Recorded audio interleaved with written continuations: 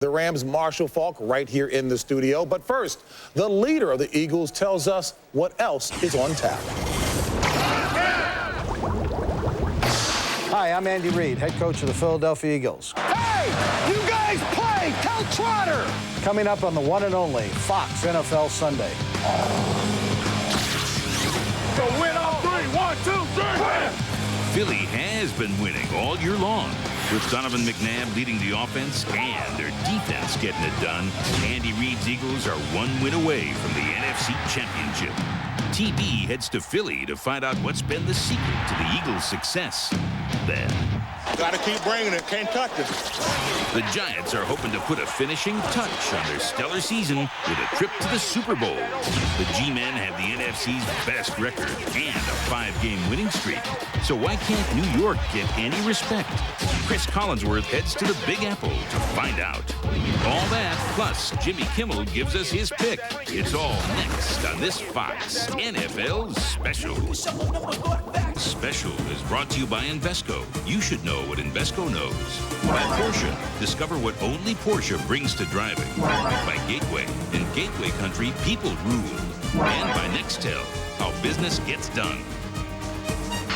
And welcome to those of you who are watching the Ravens win over Tennessee to this, the Invesco Funds pregame show here on Fox. You know, there's an old adage that says everything comes in threes.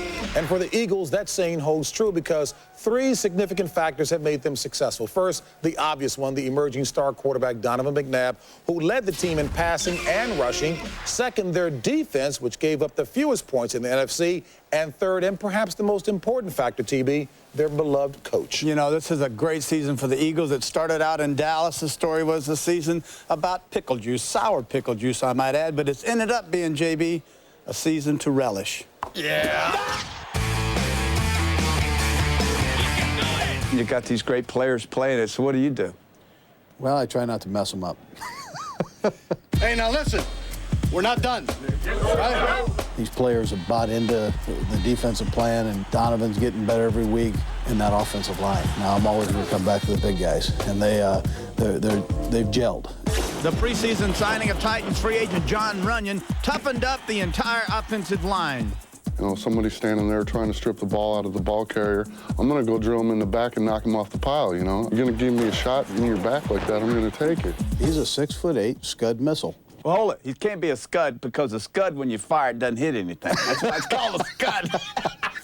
What you got a red face for? I got the red face. No, well, we both red. Okay. You know, it's one of those things. Well, we're just a couple of fat old people. Philly's defense is fat. Fat spelled P-H-A-T, which I think means cool. Hugh Douglas came from that backside and really unloaded on Sean King. I was just hoping to hit him and just rattle him a little bit for the next play. They ain't been working out there, buddy. You notice that? I'm glad you noticed, Houston. And the ball just pops right up. Point. You caught him right Yeah, no, I didn't spear him in case Mr. Tagliabue blew if somebody's watching.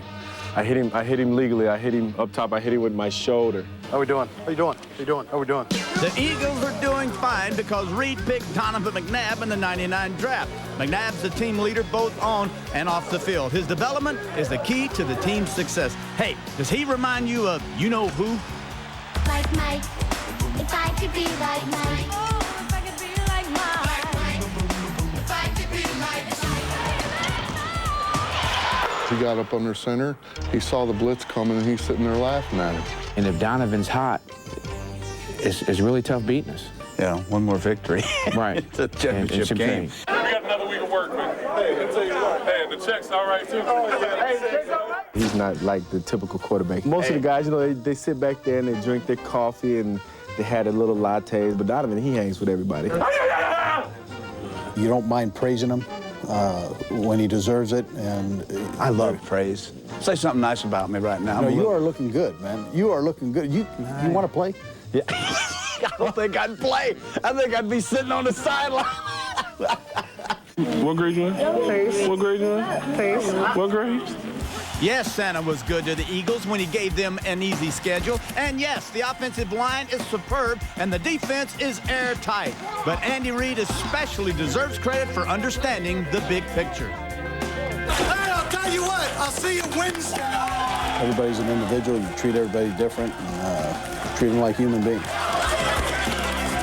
He's a special coach. He has a special quarterback 2 years ago. Remember this in Philadelphia. They were screaming, draft Ricky. We want Ricky. We want Ricky. Well, they got Donovan McNabb, the young second-year quarterback who's taken them to the playoffs and done such a great job, Chris and Howie.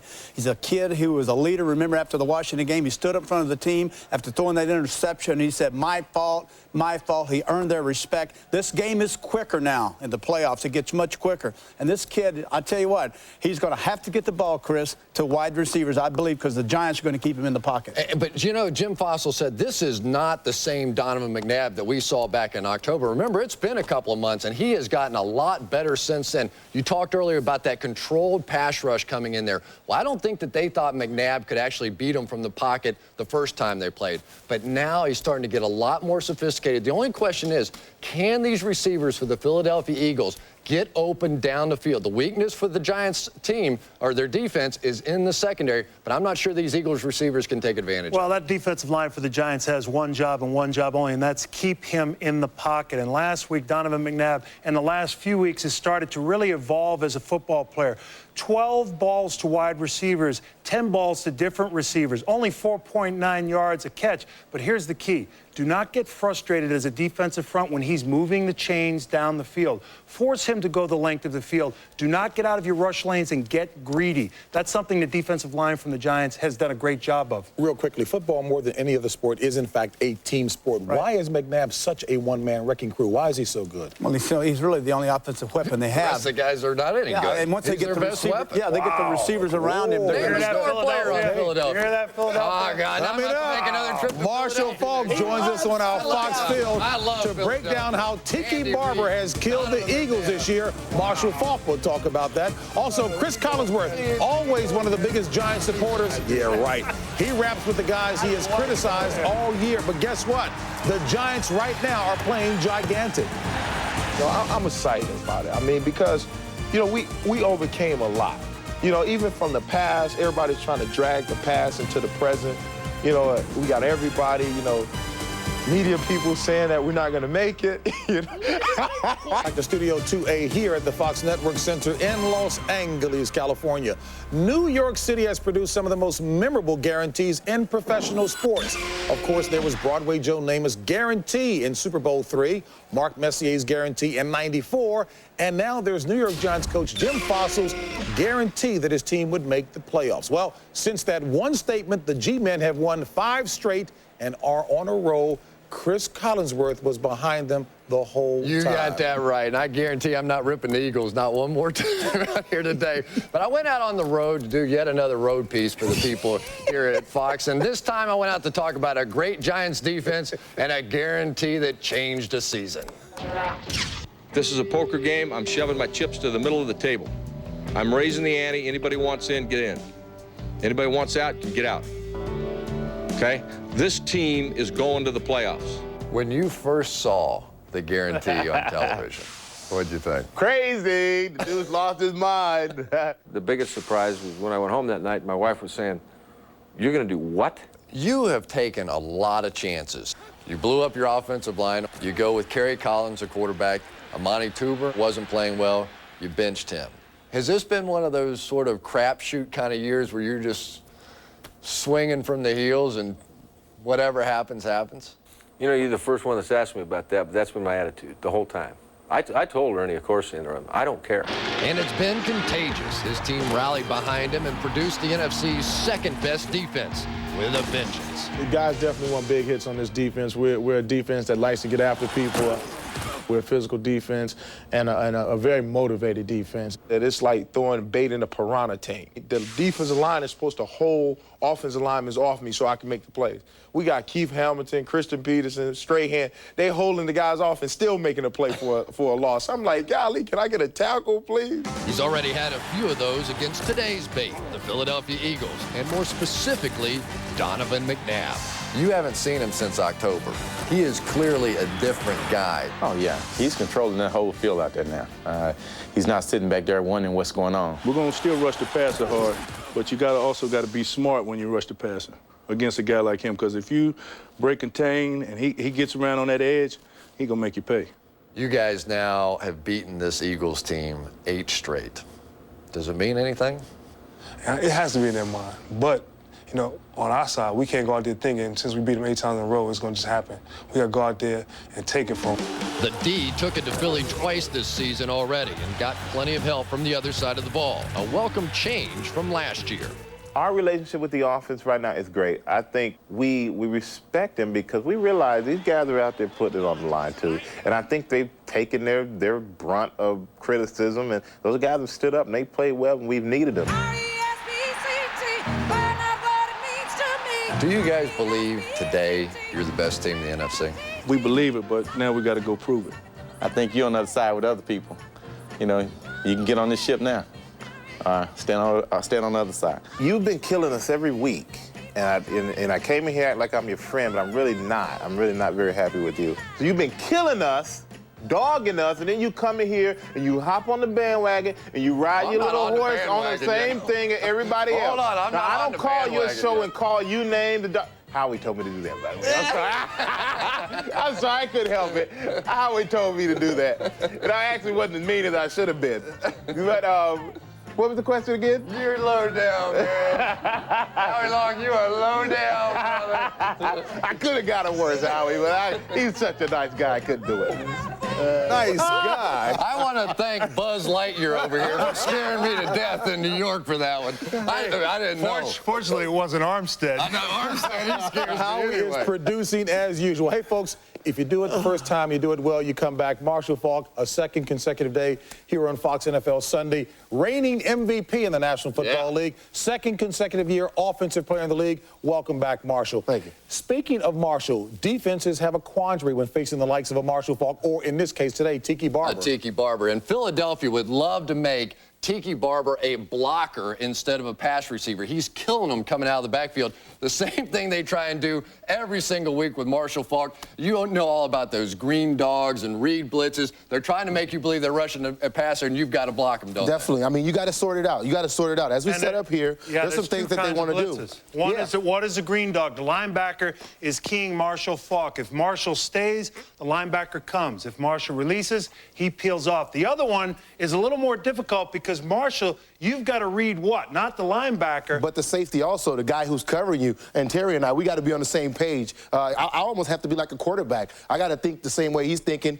read the coverage, see what this guy's back here doing. Most of the time, they don't want to look like they have anything to do with it. Right, as a safety back here, you're going to sit here and the plays over there, so I'm looking around, and all of a sudden late, I come back in, and I've got to get in position, and that's when you know that he's coming. He's coming, me and you one-on-one. And that's called a key blitz. The backer will then come, Marshall will release, and he's got the safety one-on-one in space. And this is a nightmare for a safety, trying to cover Marshall Faulk or a Tiki Barber coming out of the backfield. It's a game of matchups. You want the best matchup available to you, and just about every matchup is a bad matchup with Marshall. And Philadelphia's had the same problems with Tiki Barber, averaging 6 yards a carry, rushing the ball, and has made big plays in the receiving game all year long. Marshall's got such an excellent insight. We'll have him join us later in the program as well. I thought the most difficult part of this demonstration was Marshall acknowledging with another Louisianan he has to be on the same page as Terry Bradshaw. different area codes, though. 504 and 318. 318. Anyway, 318. as we inch closer to kickoff,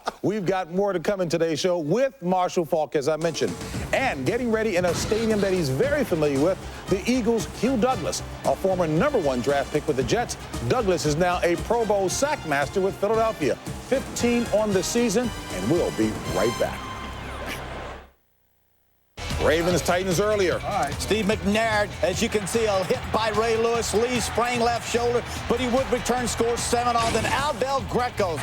Check this out. 37-yard field goal blocked by Keith Washington. Anthony Mitchell returns it 90 yards for a touchdown. Washington's second blocked field goal on the day. Tennessee could have used Jeff Foxworthy kicking field goals and extra points. Now McNair back again. Looking, finding Eddie George wide open. Drops his football. Picked off by, you guessed it, the defensive player of the year, Ray Lewis. How far does he go, Howie? That's right, 50 yards and a touchdown. And I think what a lot of people would consider a stunning upset, 24-10. Congratulations, Raven. They now travel out to play Howie's Raiders. The mouth of the AFC. No, not Terry. Shannon Sharp was involved, one catch for 56 yards, and he talked with our Sam Marciano after the game. Thanks, JB. Well, Shannon, you said that it was going to come down to a big play, a big special teams play. You a prophet. Well, because we're so evenly matched. Defense, I mean, that's a push. Offense, I mean, they finished 1. In defense, we finished 2. They finished 8. We finished 9th in offense. So basically, it's going to be the special team. Whoever doubted us, y'all need to go back and do your homework. And given everything that this defense has done, how fitting was it that Ray Lewis had the big interception? I told him on the sideline, I said, you defensive player of the year. You got to show everybody why. And it wasn't the next series that came and got that big interception. They played well. I mean, they started out early. They drove down the field and got a touchdown. That's the first time all year I've seen someone drive the length of the field and get a touchdown on that defense. But they buckled down after that. Those guys for real over there. They came ready today. You know a lot about the Oakland Raiders. What's in store? It's going to be a dogfight because now it's really for the marbles. Now you get an opportunity to go play in Tampa. They're going to be ready. They looked awful good yesterday. There's no question about that. But we're going to be ready for the challenge. Okay, we'll enjoy. Thanks a lot, Shannon Sharp. And now let's go back to JB. And the Ravens indeed have been ready for the challenge. Marshall Faulk joins us again. Now, you heard Shannon Sharp say it's going to be a dogfight. Ravens-Raiders, your thought? All right, it'll definitely be a dogfight. I tell you, Oakland, they're ready. I mean, they shut down Miami. They got Baltimore coming in. Baltimore, the offense will have to step up. The defense, they're going to play great. They're going to stop them, but the offense is going to have to play. Who's the most complete team in the AFC as you see it? Man. Go ahead. Just not just because I'm sitting here next to you. Right. Go ahead. But Oakland is. I think they play all 3 boys, man. I like those 504 guys. They play all 3 phases. Yeah, I mean, they that's have it, what and they're I'm playing talking well. about. Special teams, offense, and defense, they're playing well. Tell Slick that. Just go ahead. Ego up, man. Just take all the credit. You're not even there anymore. You're still taking credit for this thing. No. But how about we've got the #1 rushing team in the NFL, the Raiders, going up against the #1 rushing defense in the NFL in the Ravens. You've got John Gruden going up against Marvin Lewis, 2 of the best offensive and defensive minds. It's going to be a great matchup. All right, Art Modell has never been to the Super Bowl. He is now 1 step closer to getting there, but Howie's guys will have something to say about that. Who picked the Raiders to... Turning back now to today's NFC playoff matchup, Jimmy Kimmel is at the Meadowlands with some in-depth analysis. Jimmy, take it away. Thanks, JB. Jimmy Kimmel here with my colleagues John Madden, Dennis Miller. Eagles at the Giants today. Tough game to pick, but I'm going to go with the Giants. So you're going with a Goliathan mythological figure over an endangered peregrinate waterfowl. Here's a guy whose mouth keeps moving, but all you hear is blah, blah, blah, whap, pop, pow. Hey, listen, Madden, tell your bus driver to drive past the Tony Romas now and then. You want a piece of me? You want a piece of me? Oh, my maxillary John, bone. That is not the helpful hardware man we know and love. I apologize, everybody. Back to you in the studio. Hit him again. Well, if you think you can beat Jimmy's playoff picks, and so far he has not lost a playoff game, just log on to foxsports.com and play Jimmy's playoff Pro Pick'em contest. We will return. A little friendlier atmosphere back here in the studio after this. That's the wrong guy. Receiving duo since the days of Gifford and Schaffner, Ike Hilliard and Amani Toomer, whom Terry says is a man of great suits. They've played well against the Eagles this year, combining for 3 touchdowns in 2 games. You know the Giants pretty well, handled them very handily indeed. Your thoughts about today's game? I think they have a great chance of winning today. Defensively, they have a problem with covering the deep ball. Philadelphia don't throw the deep ball.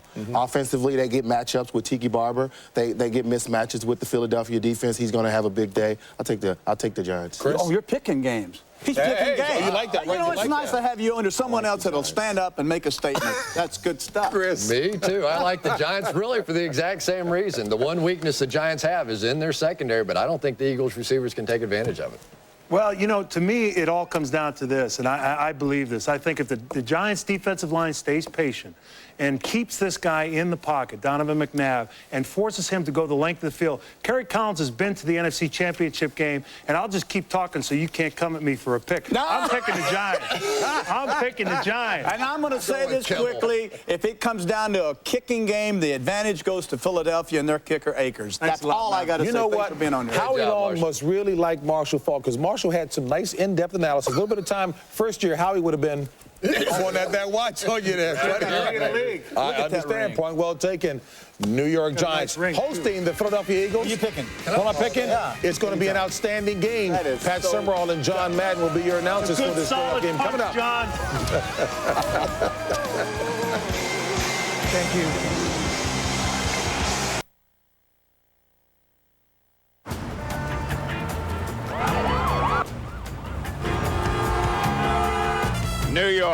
a city with a legendary sports history.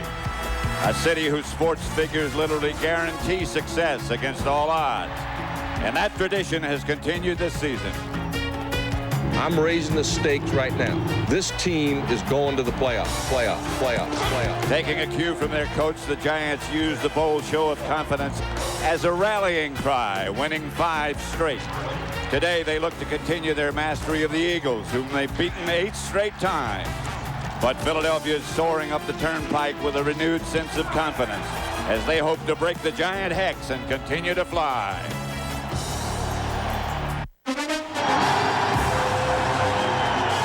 Giants headed for the tunnel and out onto the playing field at the Meadowlands Giant Stadium in East Rutherford, New Jersey. And a sellout and very enthusiastic crowd on hand. The playoffs, the Eagles and the Giants. Pat Summerall here with John Madden, and it seems like old times, doesn't it? Now you're talking playoff football. I'll tell you. John, you talk to anybody connected with the Giants and ask them about the Eagles, and they say we got to stop Donovan McNabb. Is that true? Yeah, and rightly so. You look at Donovan McNabb, and he's 75% of their offense, and those 75% of the things that he does on offense, he does very well. I mean, he'll get back in the pocket, he'll stay there and throw the ball, and he throws to a lot of different receivers. And then he'll get back in the pocket, he'll start to run, he'll get the defense to come up, he'll stop, and he'll throw. He's very effective at that, and then he'll just take off and run, and he's like a running back. In fact, one of the Giants says he's like a running back playing quarterback. You know, the Giants have such a streak going against the Eagles. They've won 8 in a row.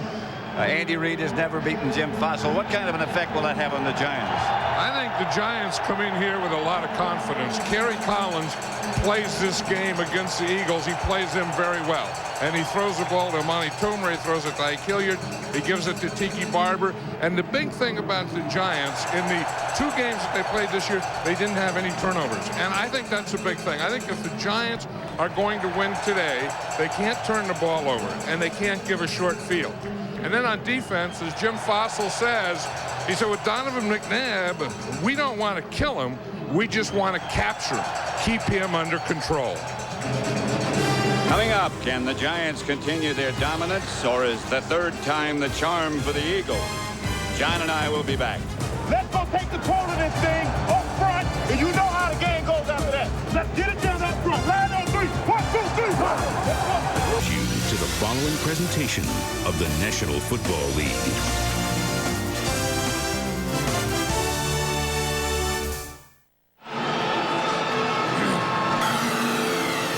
Welcome back to Giant Stadium, everybody. And I'll tell you what, the Philadelphia Eagles will have to deal with a very noisy and rowdy crowd today. The fans here in Giant Stadium are fired up. And I'll tell you what, Pat and John, something else you have to keep an eye on early in this game is the way both teams adjust to the field conditions out here at Giant Stadium.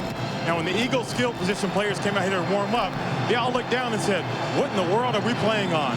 Well, for the most part, they're playing on painted mud. And that's right. If you're watching the game on television, it may look like your average green grass field. But as you look a little bit closer, 60 or 70% of the field is nothing but a layer of mud that's painted green.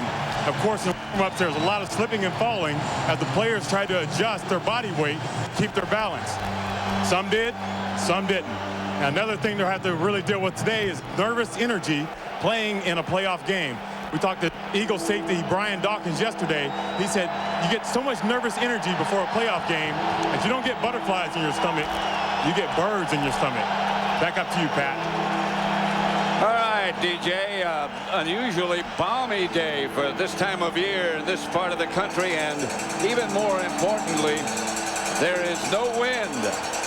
Very little to speak of. You know, and I'll tell you, when you get to this thing where the winner is going on to the championship game and the loser that, it doesn't make any difference what the heck kind of field it's on. That is very true. I think these 2 teams, I really do, I think they could go out and play in the parking lot. The Eagles kick off. They have an outstanding record when they lose the toss, which they did because they're kicking off. This is Ron Dixon with some room, and Dixon can fly away from Akers, and he's gone. He's not going to be stopped by anybody. What a way to open up a A playoff game, the Giants. Ron Dixon from 97 yards. Nobody came close. What an alley he had. Ron Dixon, the fastest Giant of them all. If you want to get the ball in someone's hand that can take it all the way, it's Ron Dixon. 97 yards. He just catches it inside the 5-yard line, starts up the middle, picks up a couple of good blocks there. There's no way Akers is going to tackle him. And at this point on, that's just Ron Dixon and his speed to the end zone. What a way to start a playoff game. 7-0 Giants. Pete Monty. If there was such a thing as a key block, it was by number 51 in blue. And he gets it right there. Yep. And from this point on, he knows when he gets one-on-one with a kicker that he's going to win that battle. And after that, again, it's just his speed. And he can fly. And you know he's going to be excited, and this whole stadium is excited. They didn't even get seated before the Giants are on the scoreboard. Now he has to go and talk on the telephone and tell him what he just did. Get his breath. Jim Fossil is right there and wants to hear all about it. Ron Dixon's had some problems with being on time and missing some meetings and so on, and been in the doghouse a little with Jim Fossil. Watch Dixon here. He's going to go right to the camera. In fact, he kind of stuck his head in there. He wanted an instant replay. Yeah, make sure that's a camera, not a heater. Yeah. I want to see it again. And well, he should. 97 yards, the opening kickoff. Ron Dixon.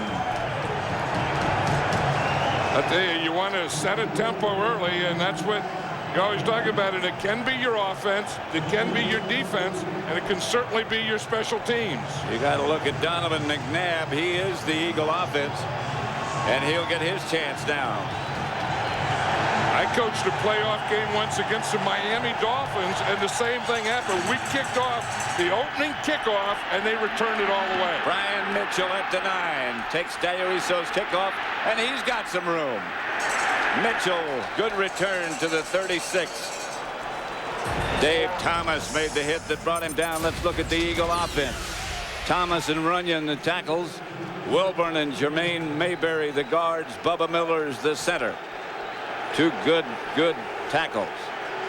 Small, Warren, Martin, Chad Lewis headed for the Pro Bowl, and Charles Johnson playing with a sprained ankle. Follow the directions of Donovan McNabb. 75% of the Eagle offense.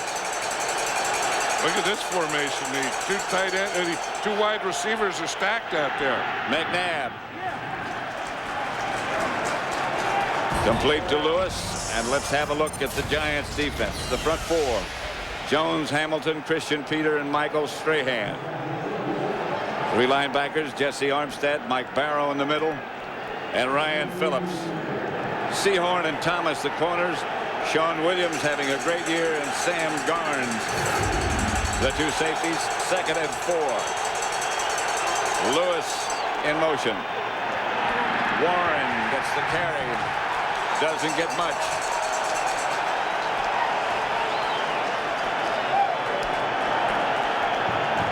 Hey, Sean Williams is really something, to safety. He's like having an extra linebacker in there, but Keith Hamilton and Christian Peter, they play that middle, and you don't get any movement there. And then they have Mike Barrow right behind him, and it's really tough, especially early in the game when these guys are fired up. If you look at these two tackles here, Griffin is in there now along with Hamilton. They put Griffin in there for the scramble because he has the quickest, but those two guys really handle their guards in center. 3rd and 4. McNabb ducks, trying to take off with it, gets nothing done. Now, I was just talking about how Cornelius Griffin is number 97, and you watch him, he's going to spy. He starts here, and he's just going to wait right here. He's just spying Donovan McNabb. He's going to shadow him wherever he goes, and he was right there waiting for him. A job well done. As Jim Fossil said yesterday, the only defensive lineman we have that's capable of that is Griffin because of his speed. Landetta punts. Amani Toomer is back. at the 18. Toomer tripped up at about the 23. Jason Bostic tripped him up. And the Giants take over, leading 7-0. The playoff game is brought to you by Southwest Airlines, proud sponsor of the NFL and official airline of the Super Bowl.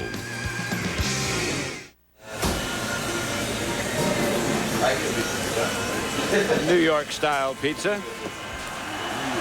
Very appetizing. They know how to do it yes, in New they York. do. I mean, it's funny how you can go some places and they can't make a pizza worth a darn, and just about any corner in New York you can find the best pizza in the world. First down, Giants. The pitch is back to Tiki Barber. Barber out of bounds. Let's have a look at the Giant offense. The offensive line has done an excellent job, sort of reconstructed. Dusty Ziegler's the center, Parker and Stone the guards, Pettigrew and Lomas Brown, the veteran, at tackle. Toomer, Barber, Camella, Howard Cross, the tight end, and Ike Hilliard. Jim Johnson, the defensive coordinator for the Philadelphia Eagles, says the guy they have to stop today is Amani Toomer. He said, in fact, we're going to double him the whole game. That's the first time I've heard that said about a Giant receiver that I can ever remember. In a long time. Here's the reverse to Amani Toomer. And he got enough, I believe, for a Giant first down. Let's look at the Eagle defense. The front four: Douglas, Thomas, Simon, and Whiting. Gardner, Jeremiah Trotter headed for the Pro Bowl in middle, and Carlos Emmons. And the secondary, a good secondary: Taylor Dawkins, Moore, and Troy Vincent. There's Jim measure. There's Jim Johnson there, the defense coordinator we were talking about. And as you said, they are measuring that to see if Amani Toomer got the first down, and he did. Legendary sports announcer Marty Glickman passed away this week. He did Giant games for so many years. And they just observed a moment of silence here at Giant Stadium in his memory. He was the voice of New York for a long, long time. Tiki Barber back in. Collins swings it out to Barber. Barber gets away from the first tackler, out of bounds, no flags. There comes the flag. Barry Gardner knocked him out of bounds. And that's right on the Giant sideline, and they're going to let him know it. Gardner's there. He better get back off there and get in the huddle. Tiki Barber still has something. You know, the Eagles did say early in the week, in fact, it was Brian Mitchell who said it, that Tiki Barber has a broken left arm, and they're going to go after his left arm. Foul, unnecessary roughness by the defense. Number 52, 15-yard penalty, first down. Barry Gardner. Ed Hockley is the referee. And there's a quote from Brian Mitchell, which might have stirred things up a little during the week. Barber appears to be smiling a lot, but he's not always smiling. That's misleading.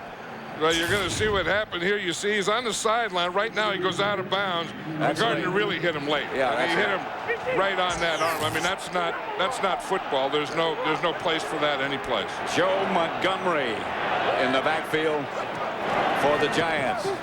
Collins fake to him. Throws quickly to Hilliard. They get into Eagle territory at the 45. Heck of a play by Kerry Collins. It was a bootleg, and Brandon Whiting, the defensive end, was there waiting for him. Usually you try and fool that end and get him to come down and pursue so you can get around him. But watch as he goes out there. Brandon Whiting is going to be out. This is the backside. This is away from the play where they're blocking on Hugh Douglas. They're always going to have a couple of guys on him. You see, I mean, that's when Lomas Brown is blocking Hugh Douglas, but he's going to have a friend with him every once in a while. Ron Dane is the deep back, and he gets the carry. And Dane is hit at the line of scrimmage by Jeremiah Trotter. No gain. Jeremiah Trotter's a heck of a middle linebacker. In fact, he's going to the Pro Bowl, and he really does a good job against the run. I mean, he controls that middle, takes on a block, gets off the block. And as you can see here, he leads the team in tackles. I like Jeremiah Trotter. I mean, he comes from Hooks, Texas. If you come from Hooks, Texas, I'll guarantee you, and you play middle linebacker in the NFL, you're tough. He grew up chopping wood.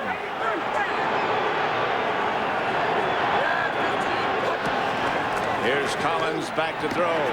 Batted down by Corey Simon. And it brings up 4th for the Giants. They'll have to punt.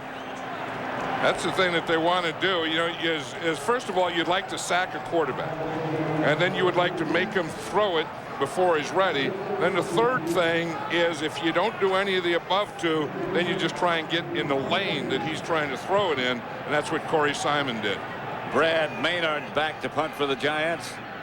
Mitchell deep for Philadelphia. Maynard rockets it off his foot, and it bounds into the end zone. They'll bring it out to the 20. 7-0. The Giants return the opening kickoff for the touchdown. Back at Giants Stadium, Pat Summerall with John Madden. We're in the first quarter. The Giants return the opening kickoff for a touchdown, lead 7-0. One of the things we know about the Giants defense, Pat, is Jason Sehorn is always going to take Charles Johnson, but there's no one out here on this receiver. No. Oops, now they just came out. Sehorn moved out. The pass is caught, I think, by Charles Johnson, but it might have hit the ground. Incomplete. Yeah, that's one of the troubles you get once in a while in matching up, is you match up and he goes in the slot. Sehorn goes in the slot with him. Second down. And no one goes with the outside receiver. That was not what they had told us, and we saw him do in practice.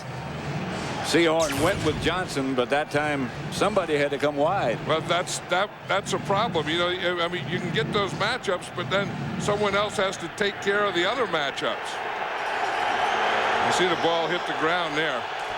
3 wide receivers, and now Mitchell goes back in motion. No running backs. And McNabb retreats and throws to Mitchell. Up near the 30.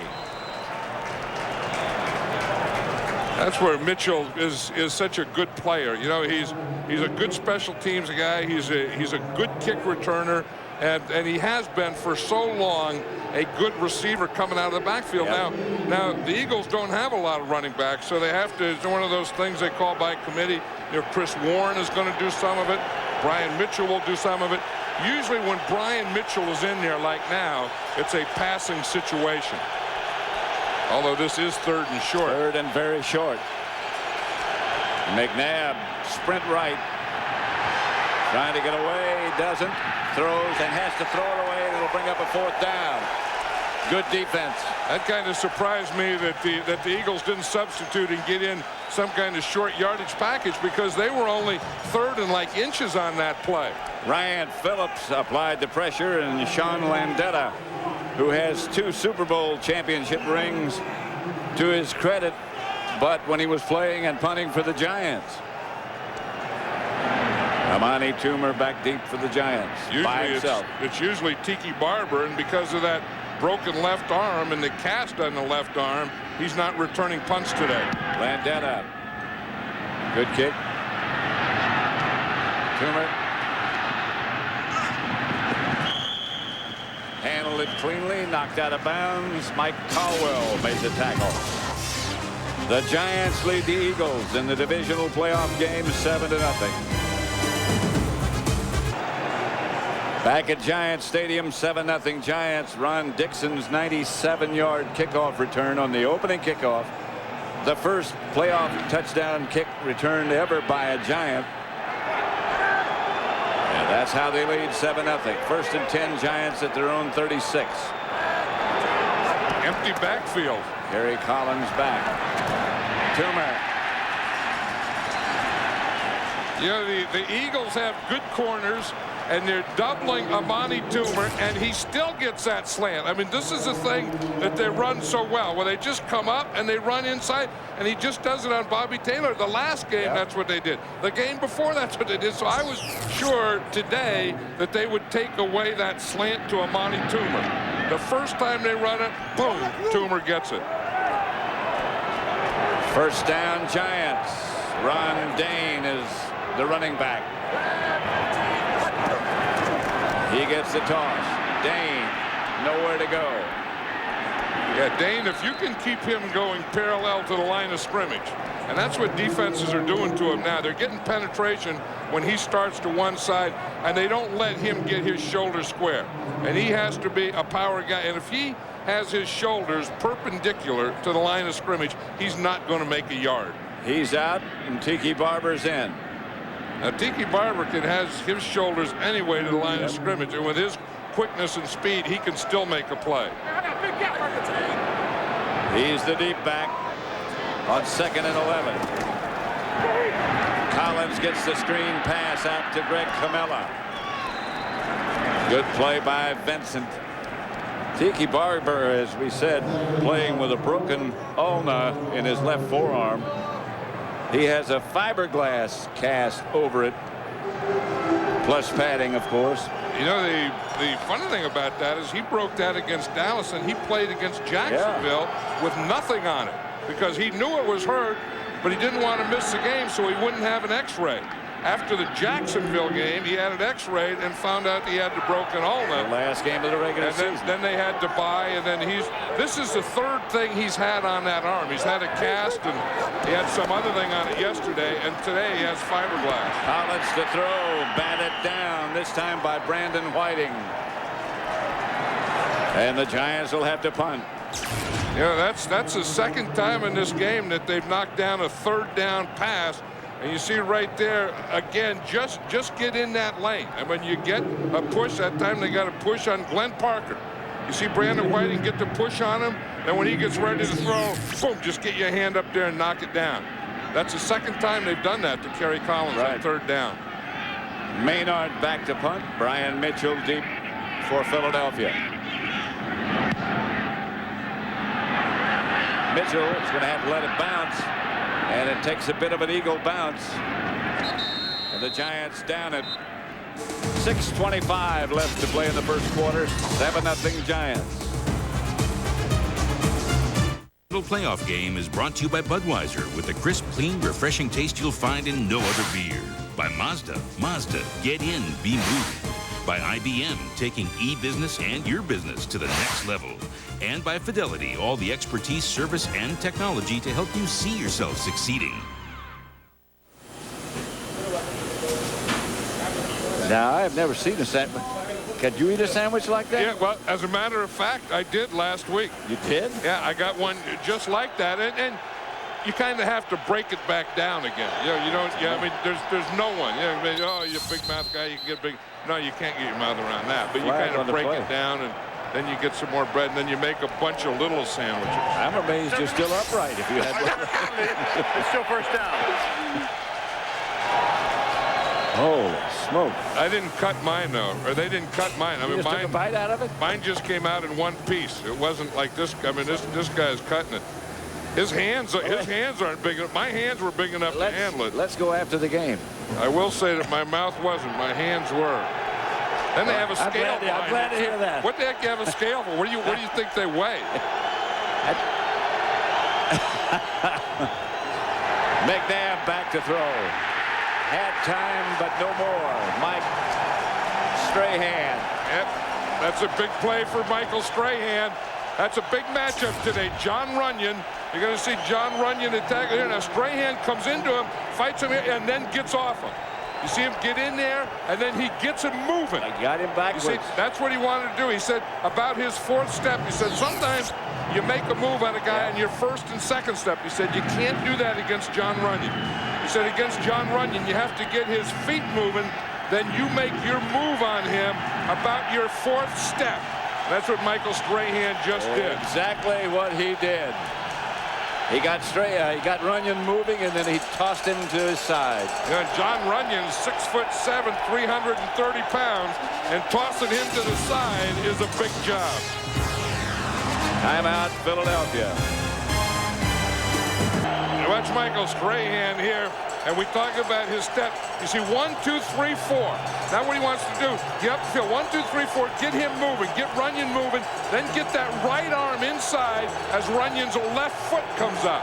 And then you go right to the inside. That was a perfect move by Michael Strahan to get Runyon moving and then take his right arm and keep him going that way. Got him up under the pads. That's Mitchell. Mike Barrow on the stop. You know, this whole crowd has white flags today. But watch this, Jesse Armstead right here. He took it out on the field with him, and all the fans here have the same type of thing. Jesse got one, brought it on the field to get the fans to start to do what they're doing right now. 3rd and 15 at the 18. McNabb back to throw. Deep. Incomplete. Nay Brown was the intended receiver. Couldn't hang on. And that was one of the places they want to work. If there is a corner they want to work on, it's Dave Thomas right here. They think that they can get some things on him, although he had some help to the inside, so he could play that one a little tighter on Nay Brown. That's a good throw by McNabb and should have been caught. That should have been an Eagle first down. Landetta skies this one, not his best effort. That's Ike Hilliard who makes the catch and gets to midfield. That's exactly why the Giants had 2 men back there. Next Sunday, it's the NFC Championship game here on Fox. The Vikings are on 1 win away from their first trip to the Super Bowl since 1977. You remember that? Next Sunday, they'll take on the winner of today's game to decide who will move on to Super Bowl 35. It all begins next Sunday at 11:30 Eastern, 8:30 Pacific, with JB, Terry, Howie, and Chris on America's favorite pregame show. The NFC Championship game is on Fox. John and I will be there. Yep, if the Giants win, the Minnesota Vikings come here. If the Eagles win, the Eagles go to Minnesota. Congratulations to Minnesota, Oakland, and Baltimore. This is Barber. Eagle pursuit is good, and they get him out of bounds. A couple of missed tackles, but the help was there. Let's look at the picture of what happened this weekend. Minnesota beat New Orleans 34-16. They'll play the winner of this game. Oakland shut out Miami 27-0. Baltimore beat Tennessee 24-10. Moss was a hero. Torrey James for the Raiders. Ray Lewis for Baltimore. None of those really surprised except maybe James. Yeah, I mean, if you know, the defensive backs the Raiders have, you wouldn't expect it to be Torrey James, but they did a great job on offense and defense. They really did. Collins gets it out to Dane. That's only the 4th pass he's caught this year. You know, one thing, the Eagles are kind of playing a solid defense. They're not blitzing because Jim Johnson wants to see what the Giants are thinking about, you know, and how they want to play. So they're just playing base defense. They haven't blitzed yet. And in doing so, they're allowing them to double team Hugh Douglas, to work on Hugh Douglas. And look at the time Kerry Collins had. I mean, he has so much time. He looked for like 5 receivers before he brought it down to Ron Dane. Good work by Lomas Brown. 3rd and 6, and here comes the blitz. Collins gets it outside. That's Ike Hilliard, and there's nothing there for Ike.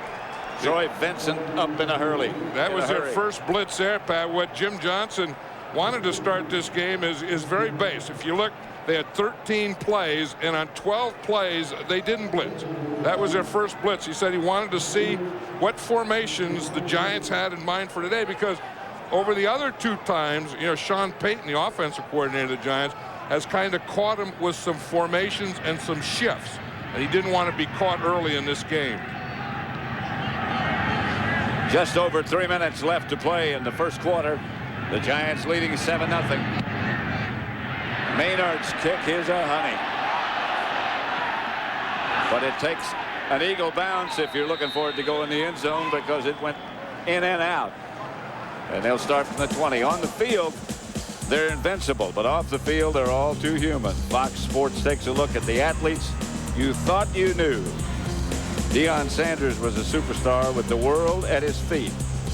Find out how he regained control as the glory takes you inside the hidden world of sports' biggest stars. Beyond the Glory, it is.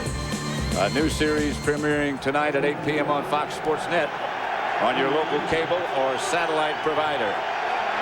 The Eagles No running backs. McNabb outside. Cecil Martin. A couple of jukes that don't take.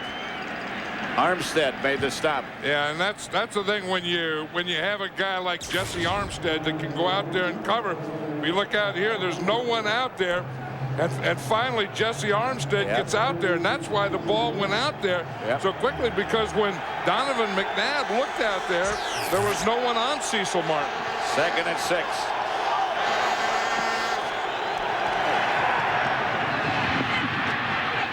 Torrance Small. And the Giants come up with the ball. Dave Thomas came out of there with it. Small had the first down. Hey, this is what the Giants need. They start off with a great kickoff return, and then they get the first turnover. As you say, Torrance Small has it. Then he goes to put it away. Then it's on his side there, and then he just gets hit, and it gets knocked out. Comes back to Thomas. Sean Williams was the guy that knocked it out. He's really been an active safety, not only in the run, but in the passing game. That play there was about Sean Williams. It's inevitable that turnovers are going to happen. And when they happen against you, it's just not your day. Well, this is the 3rd game that these two teams have played, and the Giants haven't had a turnover yet. Collins back to throw it. Throws it out to Tiki Barber. Good defense again by the Eagles. And I tell you, good pass protection by this offensive line. If there's anything that you can see early here, it's that the fact that the offensive line of the Giants really have this defense of the Eagles under control. Because look at the pocket here. Look at the time Kerry Collins had. I mean, his problem is not that he's being rushed. His problem is that no one was open a few times. That was Jeremiah Trotter again who made the stop with another good play.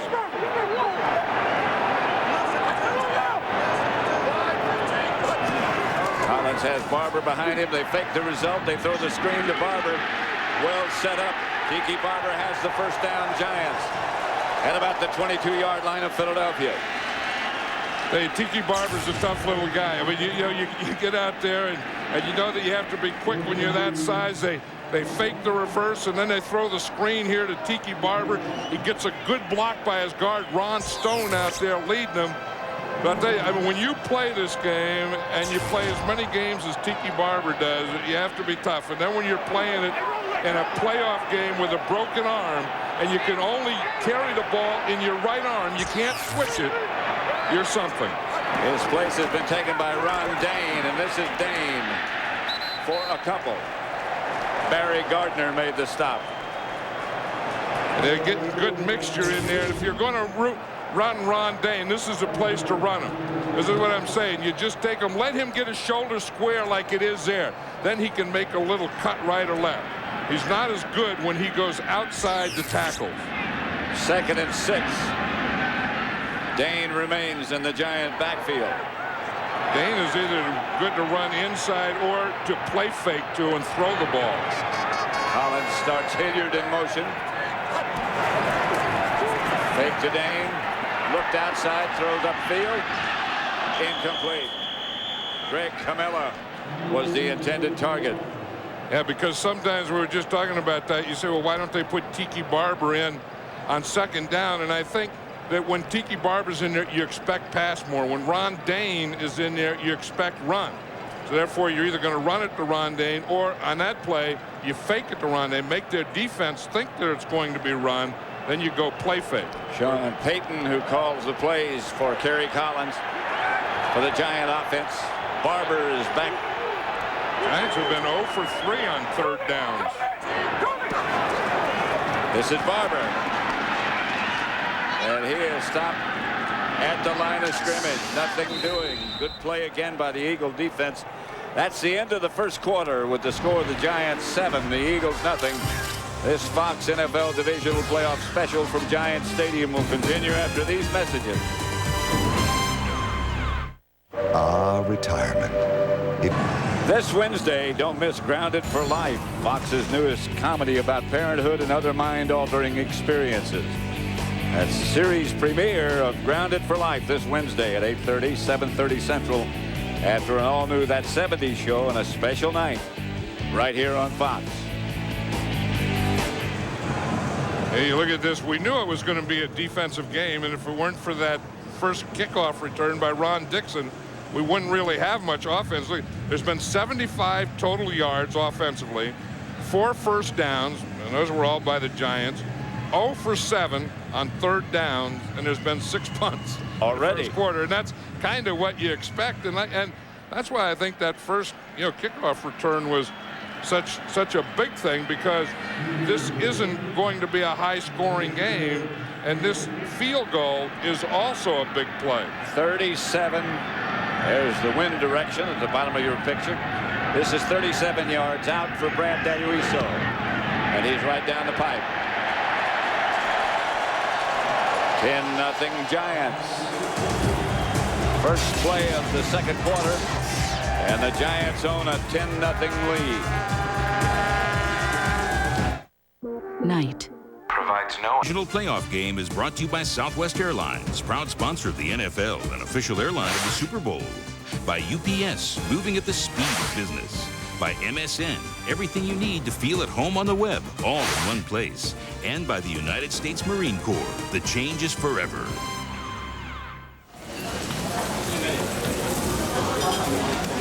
You like duck? Yeah, well, that's the duck you stick in the chicken, then you stick it in the turkey, and you fly to the moon. If you have enough power. You believe that the cow really did jump over the moon. Did you do anything else this week but eat? The Eagles, Brian Mitchell still going. Brian Mitchell talks a lot, but he plays a pretty good game as well. Yeah, he's a tough guy. I mean, he's not only an offensive guy, but he's a special teams guy and good tackler and all these types of things. And you look at this Eagle offense, and the last time they played the Giants, their receivers really killed them. They dropped 8 passes. Today, so far in the first quarter, they've already dropped 2 and fumbled 1. So the Eagle receivers have to start playing football if they're going to be in this game. Fake reverse. This is Chris Warren. Near first down yardage, but not quite. Yeah, that's the place that is surprising that they go with Keith Hamilton, because when we were talking to Andy Reid, he said the one guy on defense, there's probably more than one, but the guy that he's really concerned with is Keith Hamilton. He said that John Wilborn, who's the left guard, is going to have some help blocking Keith Hamilton. We just can't let him have his way all day. McNabb out to Johnson. And Johnson gets an Eagle first down. Jason Sehorn forced him out of bounds. Isn't it something, we were talking to Andy Reid last night, he was talking about Charles Johnson and how he hurt his ankle last week and practiced this week and is going to play today. And he said something that surprised me. He said that Charles Johnson is the toughest guy on the Eagle team. Coy Detmer just checked into the Eagle huddle. This is a trick play. Two quarterbacks. It's going to be to Detmer, and then we're going to then he's going to hand it to McNabb, and then he's going to throw it back to Detmer. McNabb will throw it if he has time, and he throws it away. I'll show you how it was supposed to look, but Jesse Armstead made a big play. You watch here. Here's Detmer, and here's Donovan McNabb. You see 10 is Detmer, 5 is McNabb. Now he's going to come in motion. He's going to hand him the ball, and he's supposed to stop and throw it back here. And you'll see what happened on that play. You see that they come off with it perfectly. It was Cedric Jones, right? It was a right end. You see, now Coy Detmer can't run, so it's Cedric Jones who saw that. And I don't know, that's not much of a coverage. No, it isn't. Cedric Jones didn't know what the heck is going on, but here's a guy with an eligible number. I'll take him. 2nd and 10. Here's McNabb looking, has a lot of time, and McNabb will take off and slide after he picked up only a couple. Yeah, that's what the Giants do so well is that they just engulf everything. And again, we saw it earlier where Cornelius Griffin, number 97, was a spy, and we see it again where he's just waiting and comes in to make the play. 3rd and long for Philadelphia. They need 8. They're at the Giant 46. Here's Griffin right here. This is a situation that they like him in there because he can chase down McNabb. Mitchell. Close. Or whomever he throws it to. And that was Cornelius Griffin there. And because he's the guy that has the speed, they use him for these types of things. Here he gets a little rush, and now he comes down and he makes that tackle. This is a big play by Griffin. You're going to see him. See, Jason Sehorn misses a tackle right there. That's not much of a tackle. You got to wrap it up. And he's lucky that 97 Griffin was there to make the play and force the Eagles to have to punt. Landeta back to punt. Amani Toomer is deep. High kick by Landeta. They let it bounce. And it takes the Eagle bounce this time, and they down it at about the 3-yard line, and now there's a flag on the play. Gerard Cherry was down to down it. A late flag. I was talking to Sean Landeta before the game. It's going to be against the Eagles. Anytime you see an official with his hat off, that means that there was an infraction outside the field of play. Had to be on one of the gunners then. Right. If you know someone going out and then coming back in, you can go out as you're chasing the punt. You can go out, but you can't come in and be the first guy to touch the ball. Illegal touching by a member of the kicking team, number 25. Gerard Cherry. Out of bounds, came back in and was the first to touch the ball. It's a 5-yard penalty. Repeat, 4th down. See, here it is. See, you see, Cherry can do this. He can get knocked out of bounds. Right there when he stepped on the line, he was out of bounds. Now he can come back in and make a play, but he can't be the first guy to touch the ball. And Sehorn pushed him out of bounds.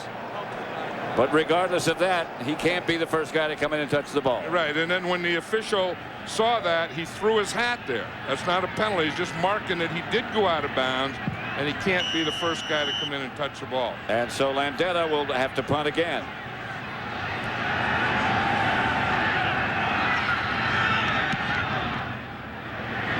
A hanging kick. Toomer signals fair catch. The Giants get 10 or 11 yards out of that. 10-0. The Giants over the Eagles. Miss Sunday's best with all new episodes of The Simpsons and 3-time Golden Globe nominee Malcolm in the Middle, followed by an all-new episode of The X-Files. All start tonight at 8/7 Central right here on Fox. Right here at Giants Stadium on Fox, it's 10-0. The Giants over the Eagles. The winner plays the Minnesota Vikings. Barber went in motion. That's Greg Camilla getting his token carry. Did you hear that, though? The Eagles knew that because they were yelling, run, run, run. And then when Tiki Barber ran out, they called trap, trap. So the Eagles knew that formation with that play that was going to be a track to Camilla, and they just played it. Luke Pettigrew, number 77 in blue, is the man down. Those traps up the middle between Hollis Thomas and Corey Simon. Simon has had a heck of a year. A rookie, and he's a good one. And he's going to be a good one for a long time. I mean, Hollis Thomas is more of a run stopper, you know, a plugger.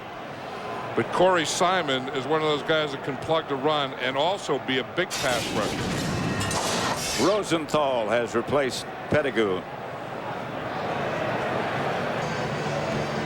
They're cutting the tape off Luke Pettigrew's ankle. You're going to see him right here, and you'll see what happens. Hollis Thomas rolls up on his left leg. See, that's the toughest thing as an offensive lineman. That's how I got mine. I mean, you're blocking, and you don't see or feel that stuff roll up behind you, and there's nothing you can do about it. Not a thing. Camilla moves around. The handoff is to Barber. Straight ahead. Good yardage for Tiki Barber. Barry Gardner made the stop. They just put Mike Rosenthal in there at right tackle and ran right between he and Ron Stone. You're going to see the blocking right there. You see, it's just a trap. They take the tackle to the inside, the end to the outside, and lead through in the backer. See, the tackle goes in, the end goes out, and Camelo leads through in the backer. That was very close to a gimme by the Eagle defense. Like you diagram it, Ron Dane is the deep back. Dane gets the carry, and Dane comes out of the pack. Dane to the 45. Stopped by Damon Moore. Yeah, again, Rosenthal does a good job here because the end can't go up the field. You see, when this end goes up the field, if we can stop it right there. You see, he gets too far up the field, then you do this. Now you're giving him the hole right there. You see, that's a gimme hole there. When you get the end, defensive end going up the field, you pin the tackle there, then you get the hole laterally. 18-yard gain for Dane. 1st and 10 Giants. They run it again. Dane again. And another pretty good block by old 78 Mike Rosenthal there. This is what it looks like in the umpire cam right here. You see, here he's going to get the block right there. Rosenthal does on Trotter. On Trotter. See, and that's just enough. He gets number 54 Trotter right there. And that gives Ron Dane just a hole enough to get through. 2nd and 6. Tiki Barber in the Giant offensive setup now.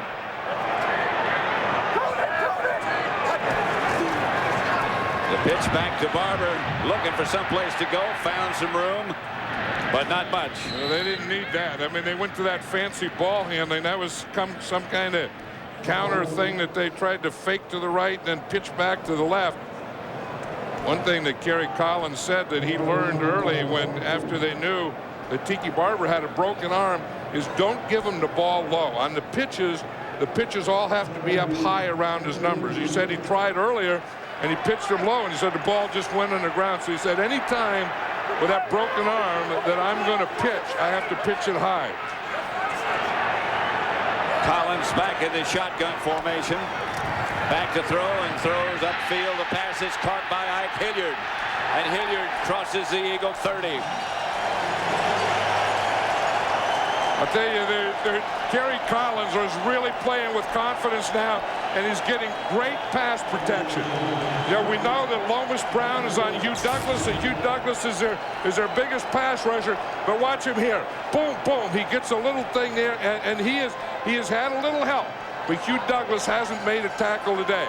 And Lomas Brown, the old 16-year vet, is a big part of giving Kerry Collins this type of protection so he can throw these types of passes. 23-yard gain by Hilliard. 1st down Giants. Collins calls a timeout. Collins looks like a different guy, though, when he has confidence. Really does. And he has it today. The Giants lead the Eagles 10-0 in the 2nd quarter.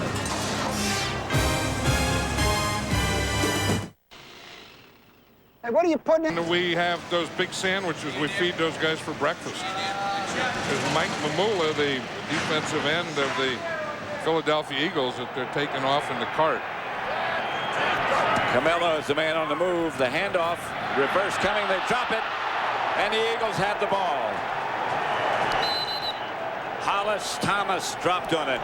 Yeah, and they were playing so well, they didn't need the tricks. Yep. The Giants didn't need it. They had 1st down, they had good field position, they had everything going their way, and they go for the trick. What they do is they hand to Ron Dane here, and then he hands up. That's tough. I mean, anytime you have anyone other than the quarterback hand off the ball, you're taking a big risk. And at that point in the game, with this score, and that point in the field, there was no reason to take that risk. That's a big break for the Eagles. They finally got a turnover. 1st and 10 at the 37 for Philadelphia. That's their first turnover in 10 quarters. Chris Warren, the ball carrier, doesn't get much. They said on Mike Mamula, Pat, that it's a foot injury, and they're taking him in for x-ray. He's had those problems throughout the year. Yeah, in fact, he wasn't, even starting anymore. Brandon Whiting has been starting the last couple of months at that left defensive end. 2nd and 8.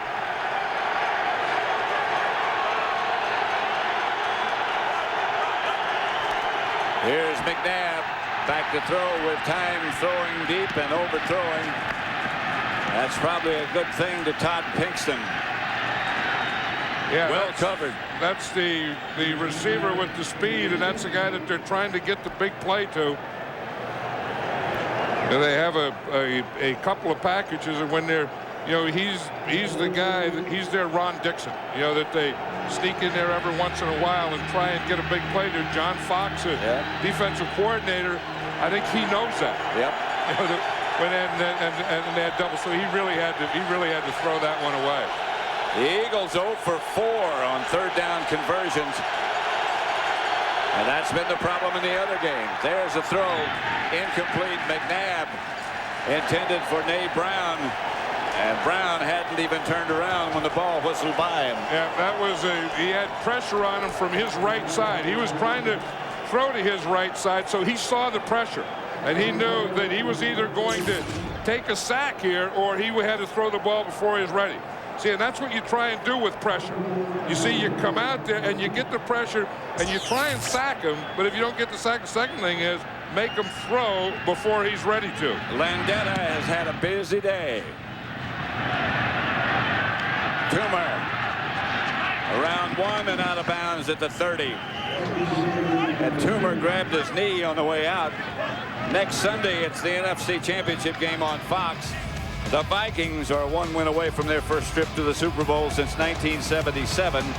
And next Sunday, they'll take on the winner of today's game to decide who will move to the Super Bowl 35. All begins next Sunday at 11:30 Eastern, 8:30 Pacific with JB, Terry, Howie, and Chris on America's favorite pregame show. The NFC Championship game is here on Fox. Yeah, and it's either going to be here in New York if the Giants win, or it'll be in Minnesota if the Eagles win. The Giants lead here 10-0. Here's Collins back to throw. Looking. Collins comes out. Slides wisely after he picked up a few. I'll tell you, they're really doing a job on Hugh Douglas. That time, Lomas Brown blocked him and then kind of laid on top of him so that Kerry Collins could get out there. That's Sean Payton calling the plays. That was one of the things they were worried about was Hugh Douglas. But when you have a guy like Lomas Brown, and he's been playing 16 years, he may get beat once or twice, but he's not going to let anyone embarrass him. He's got a few tricks. And he used them on that last play. Second down and long. This is Barber. And there's no place to go. He lost a couple. Troy Benson and Mike Caldwell. You know, here's some of the things that they've done against Hugh Douglas. You see Howard Cross blocking him there. You see him double teaming him there. You see a back chip on him there. So they've had the tight end block him, and we've seen the guard and tackle double team him. And they are not going to let Hugh Douglas have his way today, and they haven't. He's got to be careful. He really doesn't get frustrated and say, I can't get there. Here comes an Eagle blitz. Collins has a man open, incomplete. Almost. He threw it off his back foot. Ron Dixon had found some room. Al Harris. And he had it there. He just left it in the air too long. You're going to see that's what they try and do on Al Harris. You want to do a double move. Ron Dixon does it perfectly. Kerry Collins didn't get the ball out there.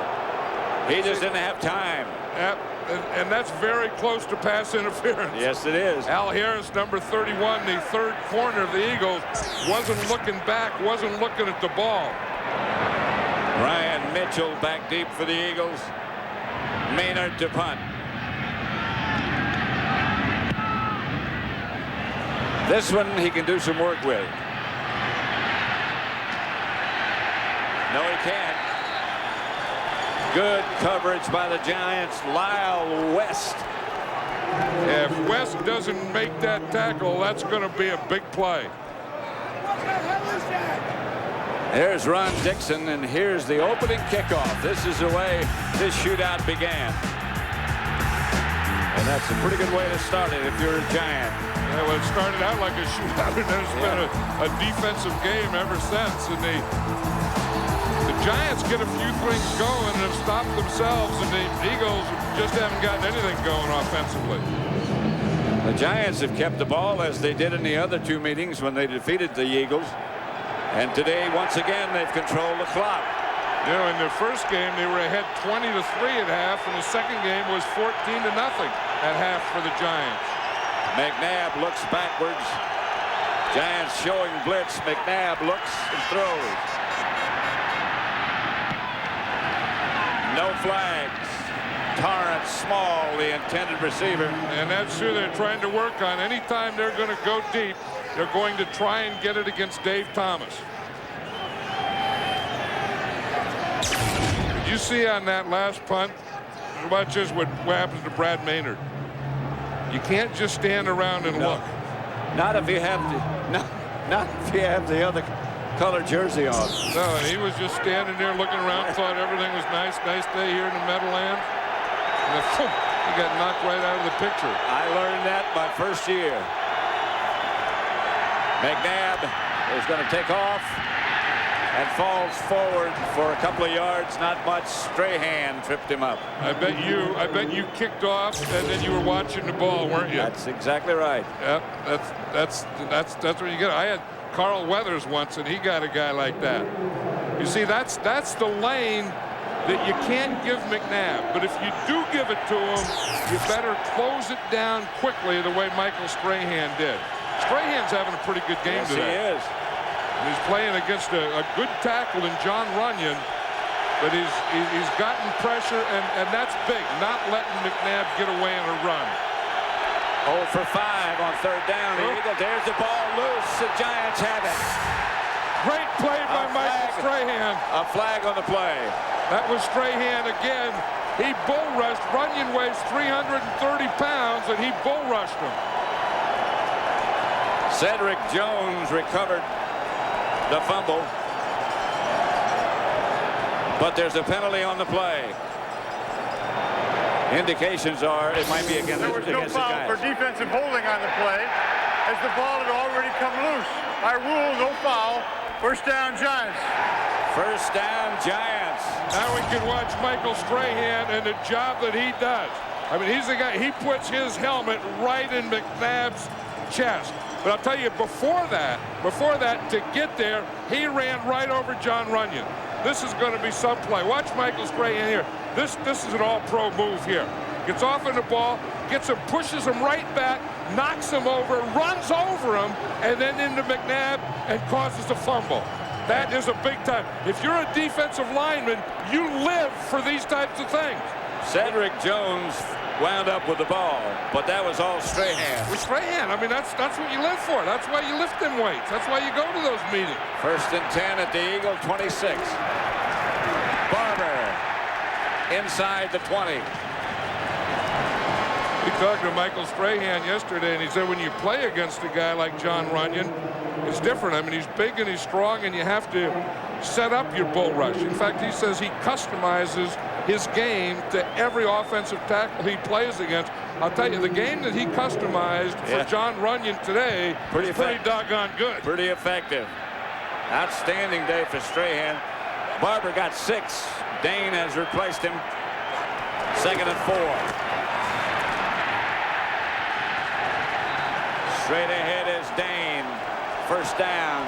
Yeah, at some point, you have to listen to Jim Fossil's promises. He was talking earlier in the week, and Ron Dane had kind of been in a slump, and he says Ron Dane's going to come out of a slump and run better, and he's sure starting to do it in the first half of this game, but you have to give him runs like this. You see where he can come in, square those shoulders like that, and just run through a gap. Not run with the shoulders perpendicular. Run through arm tackles. He can do that. First and 10. That's Barber. Ball's loose.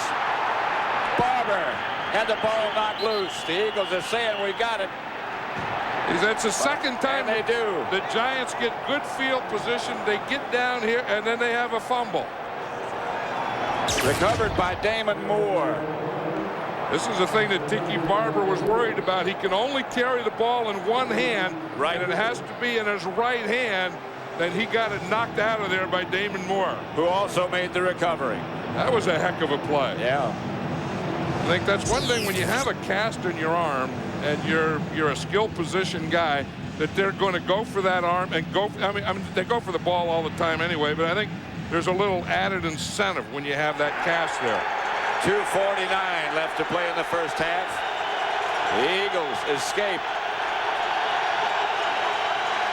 McNabb fires outside, complete to Johnson. Well, I'll tell you, Strahan is really having his way with John Runyon. And John Runyon's a good tackle, but he's just pushing him around. Watch what he does here. He starts outside to make him move, and then he's going to give him that hump. You see, you start out there, then you move him and just go right inside of him. John Runyon, as a he has his hands full today. Yes, he does. And he's a big guy and a good tackle, as you say. I might have to think of giving him a little help over there. Second down, the Giants show blitz for a moment.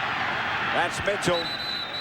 Mitchell out to about the 25.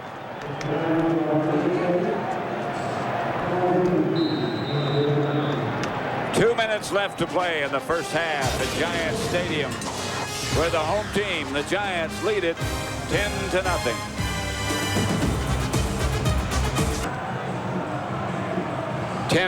The Giants over the Eagles. As we look at a clouded shot of the moon. Yeah.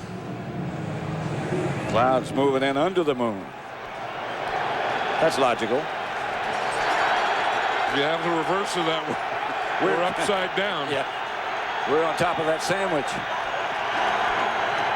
Here's McNabb. This time he has time. And he throws it away. That's the first time this afternoon that he's had any kind of time to throw. Yeah, and you can see, you know, Donovan McNabb is only a second-year quarterback in this league. Andy Reid has done an excellent job with him, but you know, at some point when you can't get anything going, frustration sets in. And the biggest thing to stop that frustration is a little success, but I think the fact that they're only down by 10 still gives them a little hope. They haven't been able to do anything, and they're only down by 10 points. McNabb throws. And the pass is almost picked up. It is picked up. Sehorn came up with it. Jason Sehorn is going to take it in.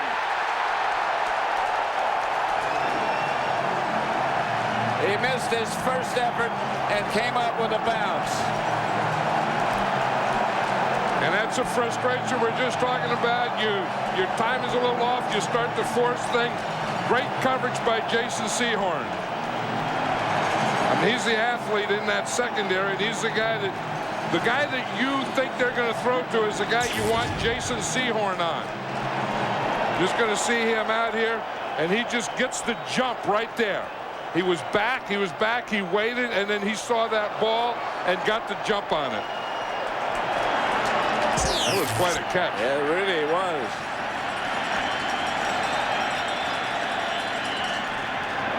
This may be, they're going to review it. Yep. If they had kicked the extra point, they couldn't do this. They're reviewing. Yeah, I didn't think that the ball hit anything, and he's not touched, so he's not down by contact. The ball never hits the ground. There's no contact of him. He catches the ball. The first guy that touches him is his own guy. So that has to be a touchdown. But I never did think that the ball hit the ground. This is an official's review. Yeah, the last 2 minutes of a half or the game, it's the official's review, not the coach's. So I don't know what the officials thought they saw up there. Well, that second look we had at it was better than the first look we had. I mean, there could have been a couple things. One, that they thought the ball hit the ground, or two, that they thought someone touched Jason Sehorn and he was down by contact. But as we saw the review there, well, let's look again. You see, he's down there. The ball hasn't touched the ground. Still doesn't touch the ground. Bat in the air. Sehorn still not touched by an opponent. That's a heck of an effort. And now you got to play. That is one heck of an effort by Jason Sehorn. When you put the baseball cap on and get the smile, I think he knows that it's not going to be overturned. After reviewing the play, the ruling on the field stands as called. The defender intercepted the ball before it hit the ground. Was not touchdown by contact. Into the end zone. Touchdown. So touchdown by Jason Sehorn from 32 yards away. A kickoff return of 97 yards by Dixon, and a 32-yard touchdown run by Sehorn after an interception. And look at this crowd now. Doesn't this remind you of 1986? Oh, yeah.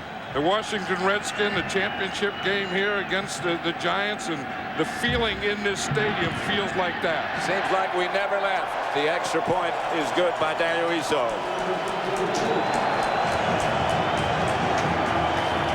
And we talked about Donovan McNabb, you know, getting frustrated. You can see that Hamilton knocked him down, and he saw that, and he tried to get over there, but he just didn't have any angle.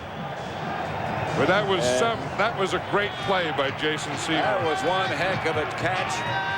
A great play. That's all you can say about it. Did you play with that guy there, that old number 7? I may have.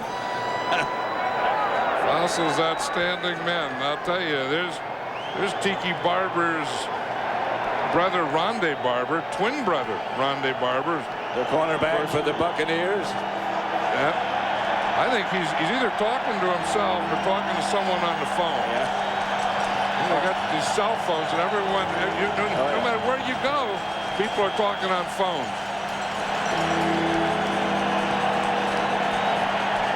Kick return for a touchdown, a field goal off an Eagles fumble, and that interception returned for a touchdown by Sehorn.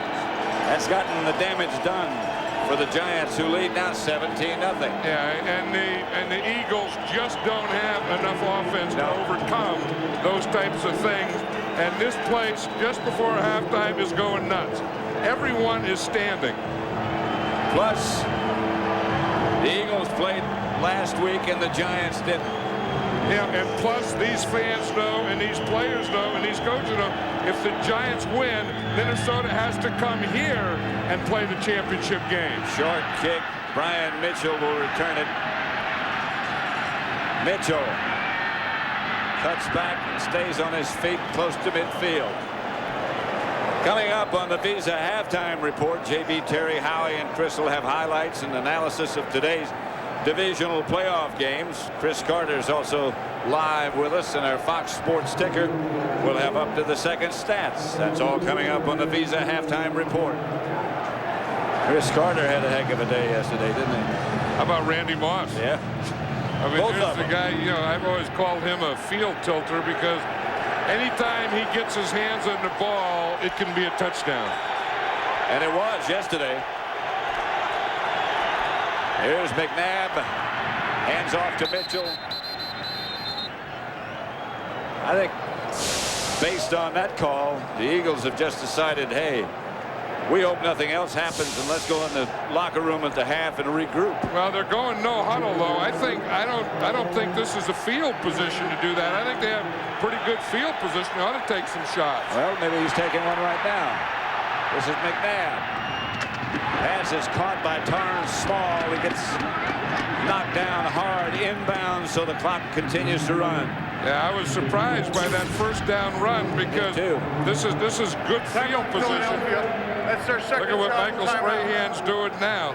He just keeps going. I mean, he's putting unbearable pressure on Donovan McNabb in his first half. And he's done it different ways. Runyon just has to dread lining up on a play when he sees him over there, because he's just dominating. Yeah, he started getting him on the inside, and then he's taking him the outside. This is what's really killed the Eagles in this first half with the turnovers. Fumble there by Thomas, and then here's the turnover that they got, and here's one that they gave again, and this one Tiki Barber, and then of course this one. Watch the jump Jason Sehorn gets.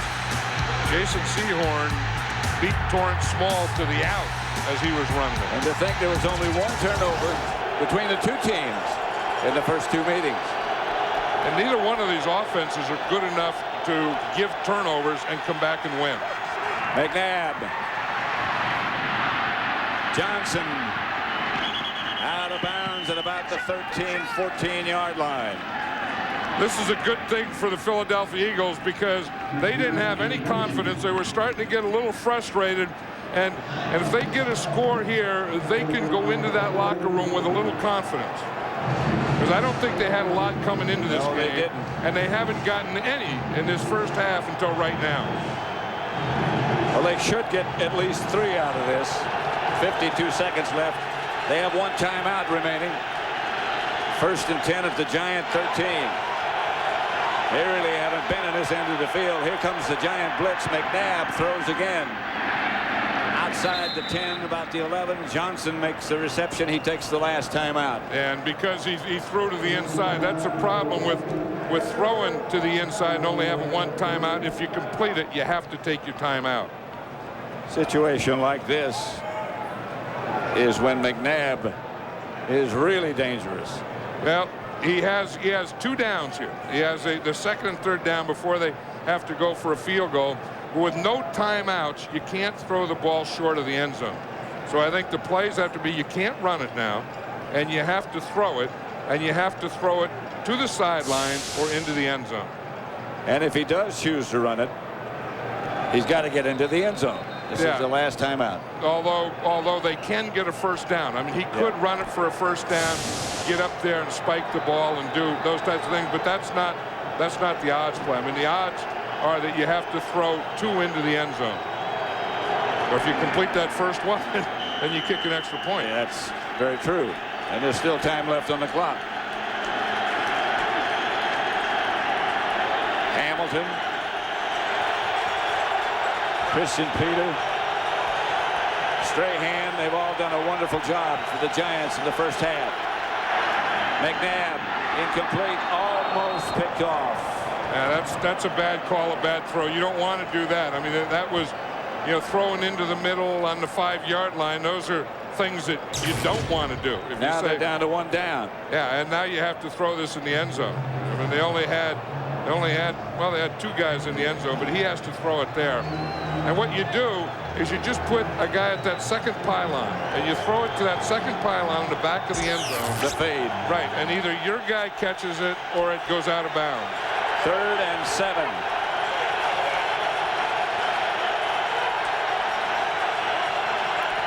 Here's McNabb back to throw. Pumps.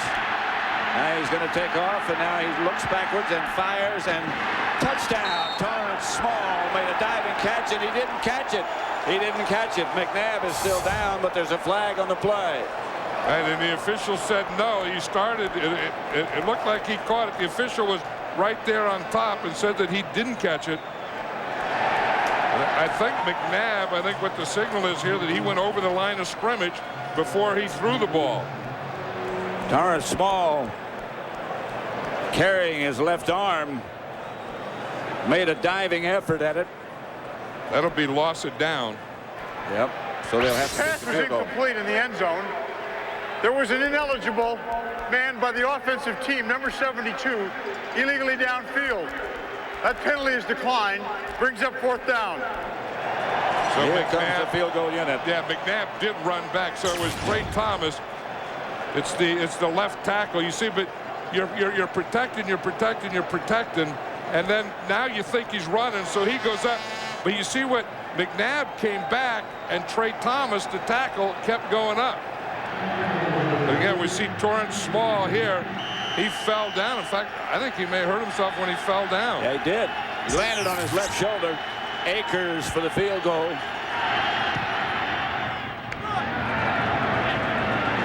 And Akers is good from 28 yards. And the Eagles get on the scoreboard. 17-3 the score. Coming up on the Visa Halftime Report, JB, Terry, Howie, and Chris will have highlights and analysis of today's divisional playoff games. Chris Carter's in the studio live, or maybe not in the studio. And our Fox Sports sticker will have up to the second stats. That's all coming up on the Visa Halftime Report. Hey, did you see that halftime when Chris Collinsworth, in the pregame, when Chris Collinsworth was with Michael Strahan? Michael Strahan scared the heck out of him, and then he continued that and did the same thing, I think, to John Runyon. I mean, he took that attitude that he gave to Chris Collinsworth. Chris didn't know what the heck to do. He scared Chris? Oh, he scared Chris, scared the heck out of Chris, because he told him, you guys don't respect this. You talk about it. Now you come here and try and be nice to me. Chris started backpedaling, and he got him. Strahan got Chris Collinsworth a lot like he got John Runyon. With Runyon on that saw fourth, that? No, but he got him on that fourth step. And he thought he was going to bull rush him. Collinsworth did on the first step, and he got him on that fourth step. Akers to kick it off. Dixon will start this one from the 7. He's got some room again. Dixon sprints out of bounds at about the 30.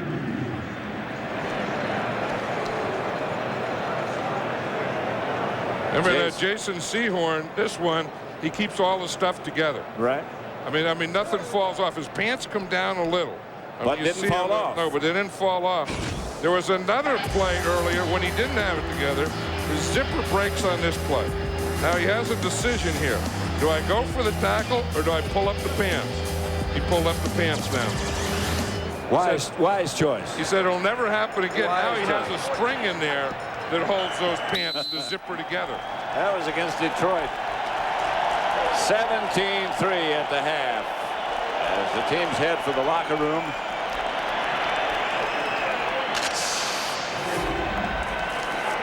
The turnovers have been the things that have contributed to the scoring. That's the end of the first half with the score. The Giants 17, the Eagles 3. This Fox NFL Divisional Playoff Special will continue from Giant Stadium after these messages and a word from your local Fox station.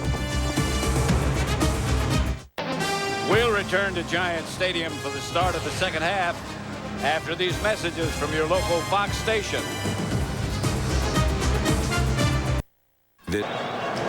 We're back at Giant Stadium. Pat Summerall with John Madden. The Giants leading 17-3. And look at the turnovers. 5 by both teams after 1 and 2 games before this.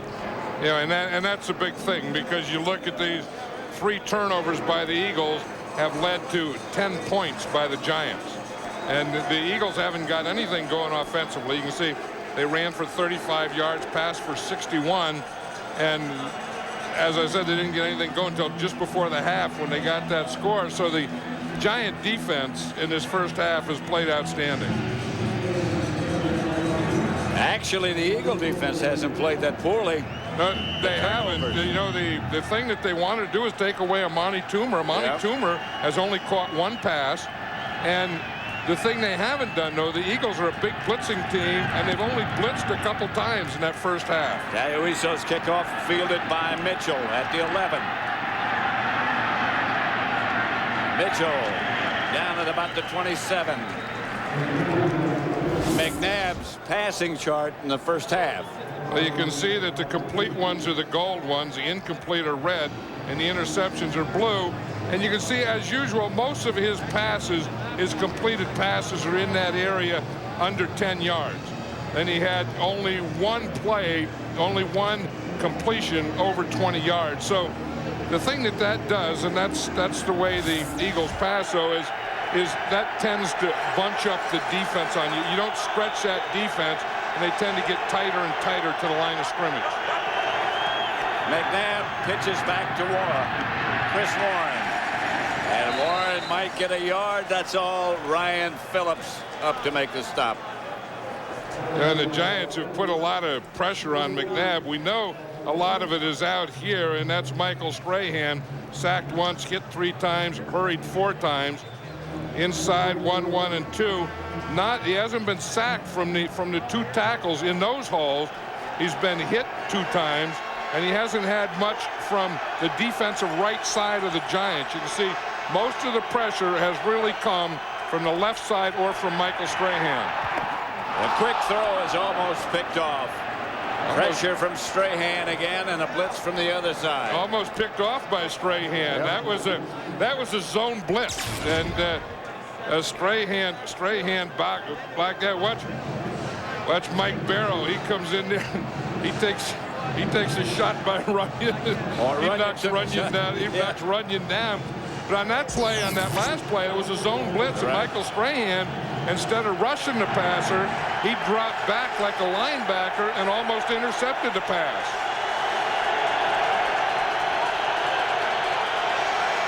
Third and 11. McNabb back to throw. Incomplete. Good coverage by Thomas. All over Nate Brown. And what they did that time is a third down. They're not going to let Donovan McNabb run, so they have a three-man line. You see, they only rush three. They keep the linebacker, Mike Barrow, in there to just spy or shadow McNabb. They're not going to let him run and come up with a big play. Three-man rush, and you have one spy and 7 defenders. Good job by the Giant defense. This is a good punt by Landeta. Toomer back to field it. Looking for room. Enough speed to get around the corner.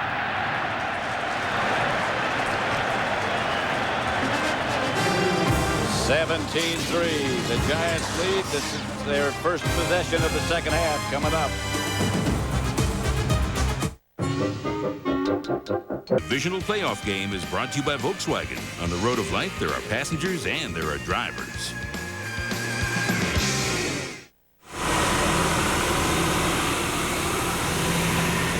This was during the week at Central Park, or in Central Park, after the snowstorm. Looked like a traffic jam. Yeah.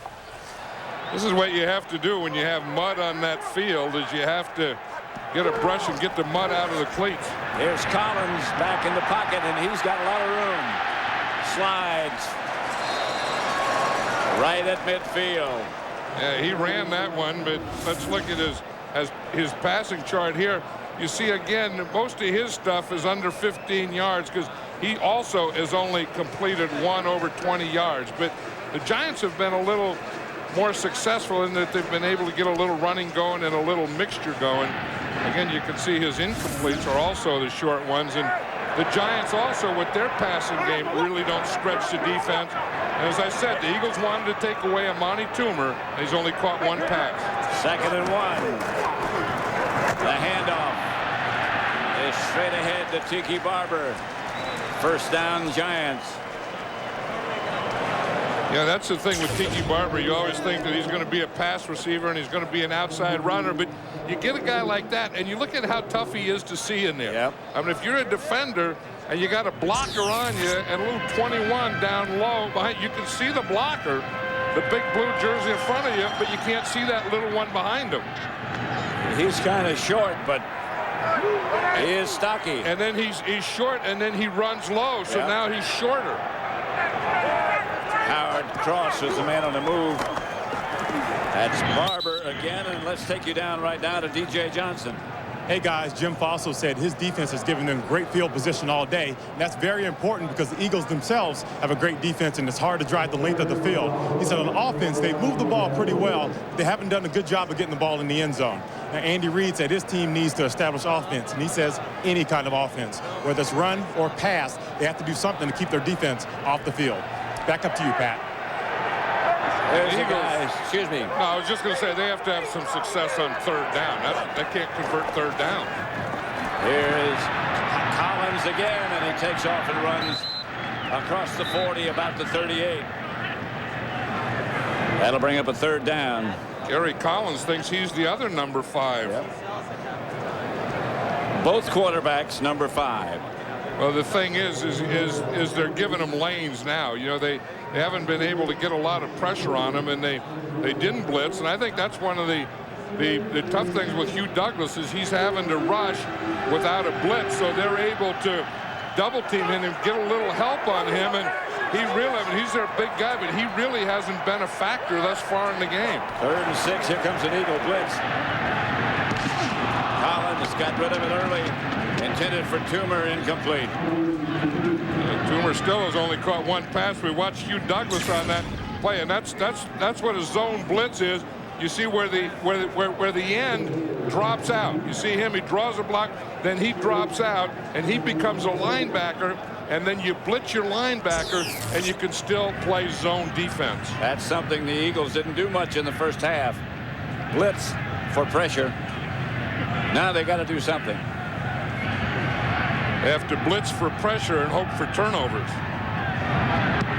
Maynard line drive punt. And he lines it out of bounds. Let's see where. At the 13-yard line. That's where the Eagles will begin. 10:54 left in the third. 17-3 Giants. Private use of our audience. Any other use of this telecast or of any pictures, descriptions, or accounts of the game without the NFL's consent is prohibited. Next Sunday, it's the NFC Championship game on Fox. The Vikings are one win away from their first trip to the Super Bowl since 1977.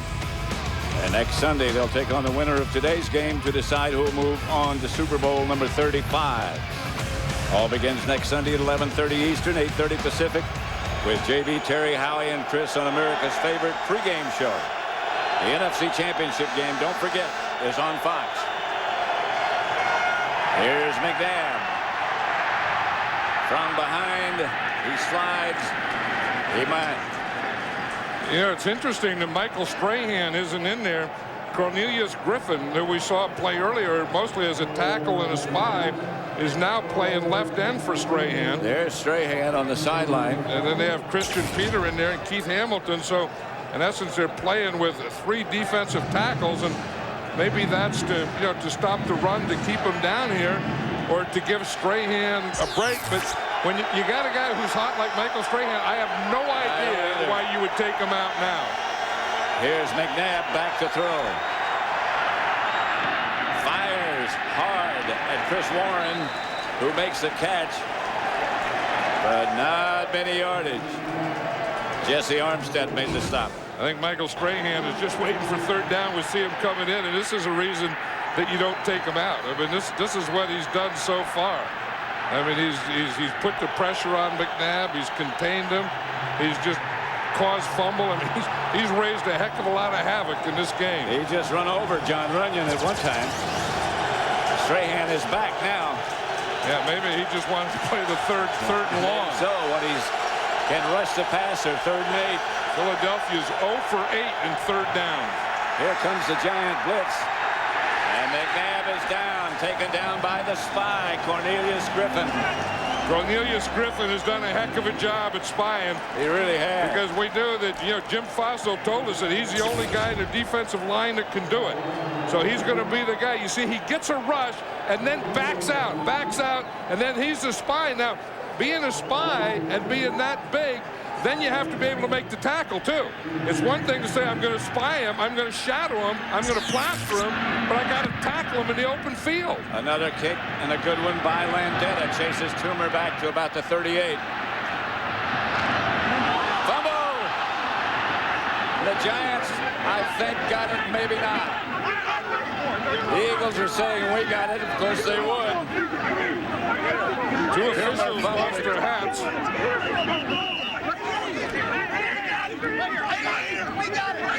We got the umpire cam in there. Well, this is a skirmish. You're talking playoff football. You're talking loser goes home, winner goes on. They signal Eagles. Thomason down there. He didn't have it, though. Reese. Who comes out with it?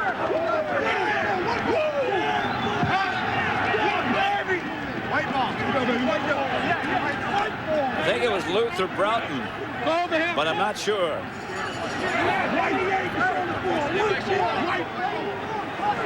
Mike Bartram comes out of the pile with it. Yeah, Mike Bartram is a snapper, and he's the 3rd tight end. In fact, last week after Chad Lewis got hurt, he had to play some tight end. And he came up with a big recovery for Philadelphia. And he's the long snapper. He's the guy that started that play by snapping it and then getting down there and making the play.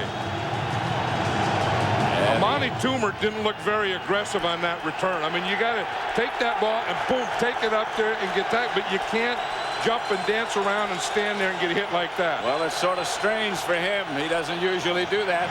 Here's McNabb up the middle. Chris Warren inside the 20 to about the 19.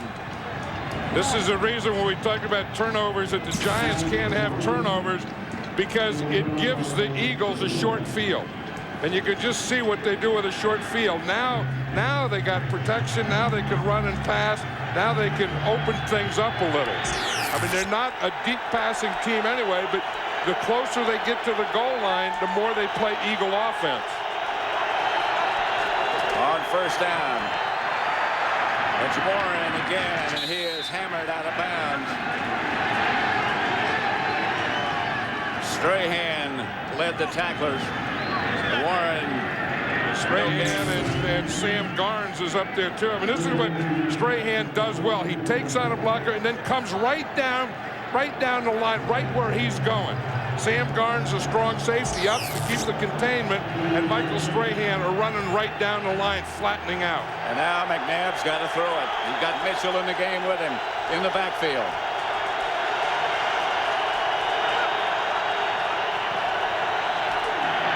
Time up the middle to about the 13.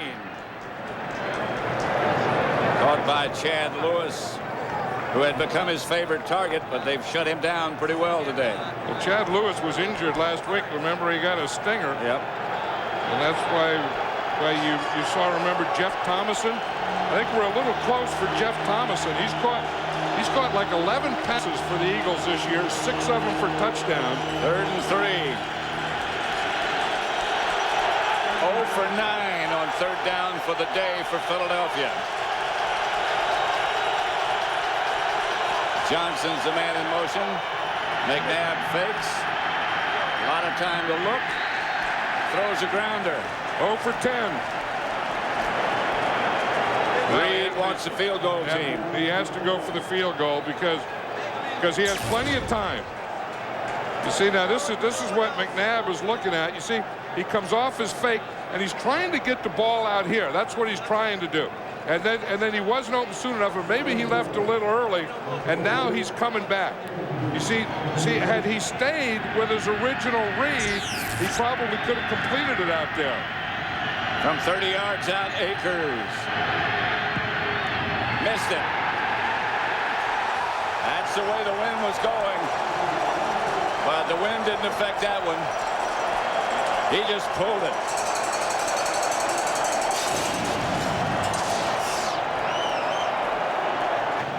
Back at Giants Stadium, Pat Summerall, John Madden, 17-3. The Giants lead, have the ball at their own 20. Ron Dane is the deep back.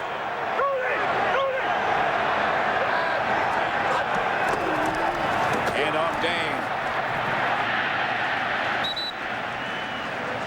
About 5. Part of the Giants' plan today is be able to run the ball, and I think that's helped keep this defensive pressure down. Look, Kerry Collins has not been sacked from anywhere. No sack. He's been hit 3 times, but that's all in the middle, and he's been hurried like 5 times, 6 times. But look here, here's the big thing. He has no sacks, no hits, no hurries from the defensive right side or his left side where Lomas Brown's protected. 2nd and 5. That's Dane again, and he got a first down. Jim Fossil's really looking good now. We talked about earlier how he said, you know, I guarantee we'll be in the playoffs. And then this week he kind of said the same thing about Ron Dane. He said Ron Dane is going to play more. Ron Dane is going to be effective, and he is going to be a big asset for us in these playoffs. That clock keeps running. We saw Ron Dane yesterday at the donut trough. We did. Eating donuts. He wasn't by himself. He has to buy the donuts. Here he is again. Here's Dane to the 35. Dane's getting a little action in there. He's getting the feel of this game. And when you're going to fight like that and run like that, you need a little donut on Saturday. But they have a rule, the Giants, that the #1 draft choice has to buy the donuts on Saturday. You can look, you see touches versus the Eagles, 21 for Dane, 14 for Tiki Barber the first time, 26 for Dane, 18 for Tiki Barber, and then 11 for Dane, 13 for Tiki Barber. So Ron Dane against the Eagles has been a pretty big part of their plan. Collins throws too high. Amani Toomer, the intended receiver. Amani Toomer still only caught one pass. That was the thing when Jim Johnson, and we were talking about that last. I think that's the first time I remember doing Giants games when a defensive coordinator was worried about a wide receiver, said he had to take someone away. Since maybe Homer Jones. Yeah, we've been together 20 years ago. That was before, Homer Jones was before that. But I've never heard anyone, and that's what I've always thought the Giants lacked. Collins takes a timeout. It's 3rd and long, and he goes over the sideline.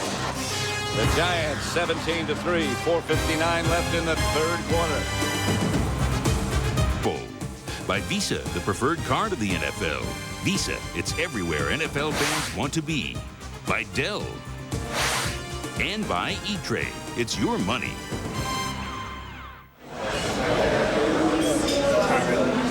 Fine dining. Yeah, they either need a little less food or a little more table there. I'm glad they don't have one of those sandwiches we saw earlier. Yeah, you don't go to a place like that for a sandwich like that. A place like that, you have to figure out which utensil you use. Here's Collins, chased and throws it away. And the Giants are going to have to punt. Corey Simon put the pressure on Collins. You know, Michael Strahan never sits down. He says that's one thing that other guys do. He said they go sit in the heaters and anything. That's a mistake. That you get warm, then you get cold. You get warm and cold. And the other thing, you kind of sit down, you cramp up and stuff. During a game, Michael Strahan never sits. I remember when George Foreman was fighting, and he would never sit between rounds because he didn't want to use the energy to get up off the stool. High kick by Maynard. Bounces kind of sideways and now rolls down inside the Eagle 30.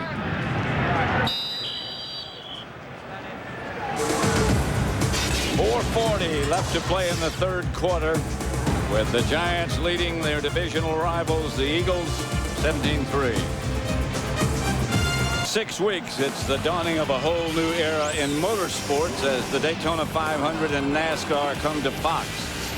See every pit stop, lap, and checkered flag as Fox brings you the 43rd running of the Daytona 500 like you've never seen it before. Fox Sports, the new home of NASCAR. 17-3, the Giants over the Eagles. 4:40 left in the 3rd. McNabb back to throw. Screen pass. Mitchell. Mitchell out of bounds. Jason Sehorn took him out. Yeah, you look at Jason Sehorn, and they've thrown at him 3 times. They've completed 2 for 10 yards, and he has 1 interception, and that was a touchdown. I'll tell you, but I think the other corner, too, I think Dave Thomas is playing well because the Eagles came in with their game plan. It was to go after Dave Thomas.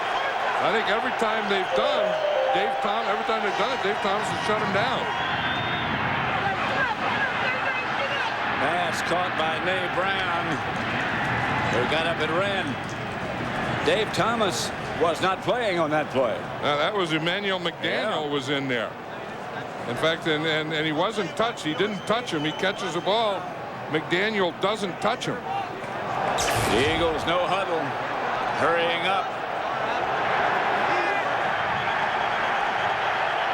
There's no one out on that far receiver. They better take a timeout. Yep.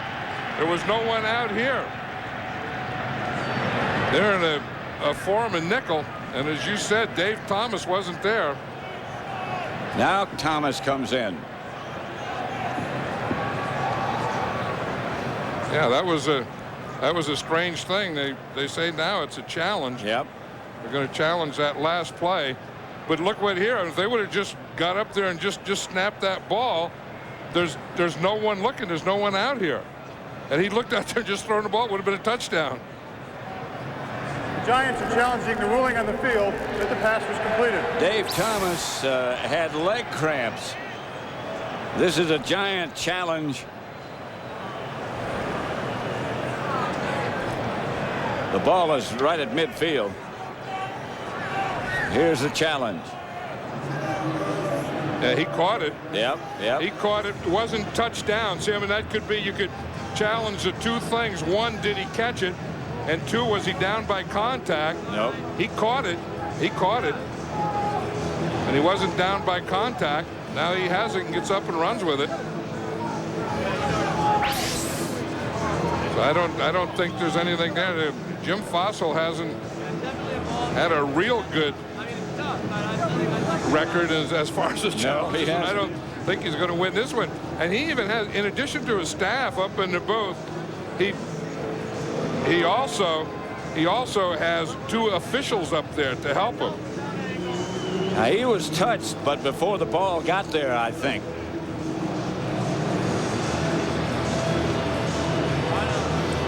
This is just to see if it was contact, because if after he catches it, he's touched, then he's down by contact. So they could rule two things. One, it was an incomplete pass, but that wouldn't be right. Or two, it was down where he caught it, down by contact. Right. I don't know what Jim Fossil or his staff challenged, but it doesn't make any difference. Whatever the referee sees on that.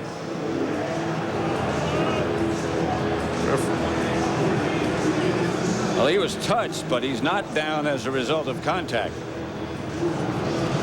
But once he has the ball, if he's touched, then that's contact. Yeah. I'm not sure he had the ball when the contact was made.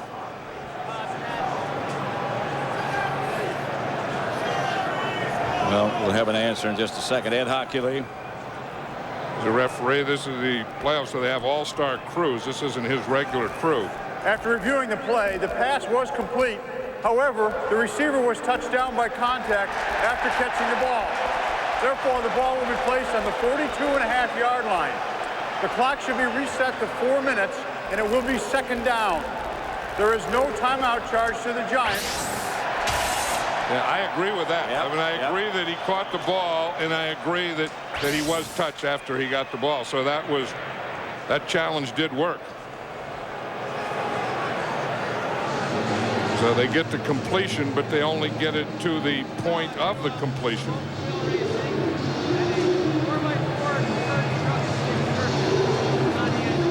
I kind of think that, you know, that this is a thing that, you know, the challenge, the instant replay is here to stay. And they have to vote for it every year, and I think it's a good thing, and it's something that as they do every year, they'll get better at it.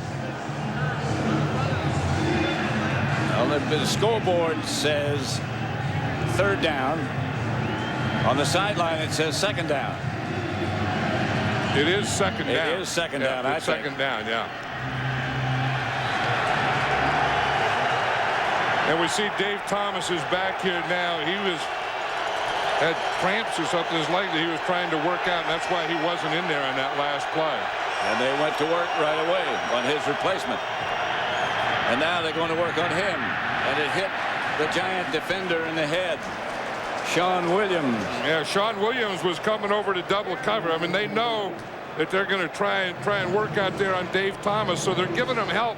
So that time he had inside help. Here's the inside help from Sean Williams. Sean Williams going over there to help, and lo and behold, he gets doinked in the back of the head. And it brings up a big third down. 3rd and 6. Here's McNabb back in the pocket, and now he comes out of the pocket. And McNabb is going to run. And he got close to a first down. That's going to be awfully close. Yep. Because, again, I think he stretched the ball out because it's not where he goes out of bounds or down, but it's where the ball is when he goes out of bounds or down, and that's a first down. There's the one thing, they had this thing pretty well under control. Then they started to get up the field. You see, that time, John Runyon, it got Michael Strahan. Strahan got beyond Donovan McNabb. A flag on the play. I'll start by the offense, number 76. 5-yard penalty. It's still third down. Again, on the previous play, Cornelius Griffin, who's been spying McNabb, is the guy who knocked him out of bounds. Yeah, and he's done an excellent job on McNabb. That time, McNabb got him, and he got a first down. And I think John Runyon also got Michael Strahan. One place as a pass rusher you never want to be is behind the quarterback. He's not going to lateral to you. Look how wide Strahan was, and now he backs out. Here comes the blitz.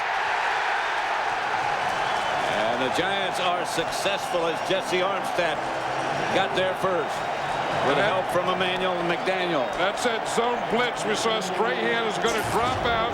Then you overload the other side. Strahan is here. He drops out. Then you bring the pressure from this side. So you bring the pressure from the right. You drop your left end, and then he's looking for the cross. McNabb didn't see that backside pressure coming. Watch him. See, he doesn't see it right there. Yep. Very effective call by the defensive coordinator of the Giants, John Fox. McNabb, incomplete. Fernet Brown, not there. And we talk about Giants that are having a big day today. Jesse Armstead is having a big day. He has 8 tackles so far. You could almost single out anyone on that defensive unit. And that's why, and that's true. I mean, and the reason is they're doing so well is they're playing well as a unit. It's not just one guy or 2 guys or 3 guys or one position. It's the whole 11. 3rd and 28.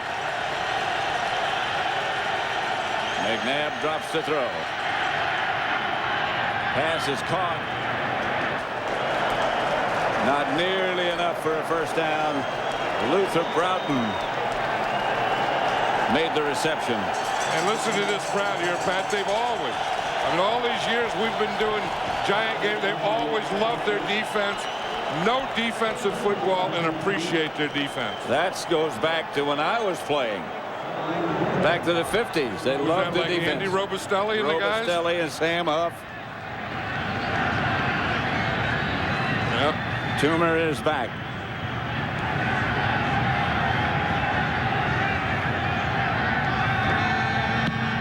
Landetta gets off a dandy. Toomer lets it hop. And it's going to roll dead at about the Giant 3. Well, that was a great punt by Sean Landetta. Toomer had the old rule, you stand on the 10-yard line. If it goes over your head, you let it go. Today's game is being produced by Bob Stenner, directed by Sandy Grossman. The associate director is Mike Roig. The broadcast associates are Charles McDonnell and Wayne Wilson. Technical producer is Bob Muller. Technical director is Joe Abenda. The audio supervisor is Fred Aldous. Pre-game show was produced by Scott Ackerson. Directed by Bob Levy. The associate director is Jennifer Love. And the senior producer is Bill Brown. The executive producers of Fox Sports, Ed Gorin and David Hill.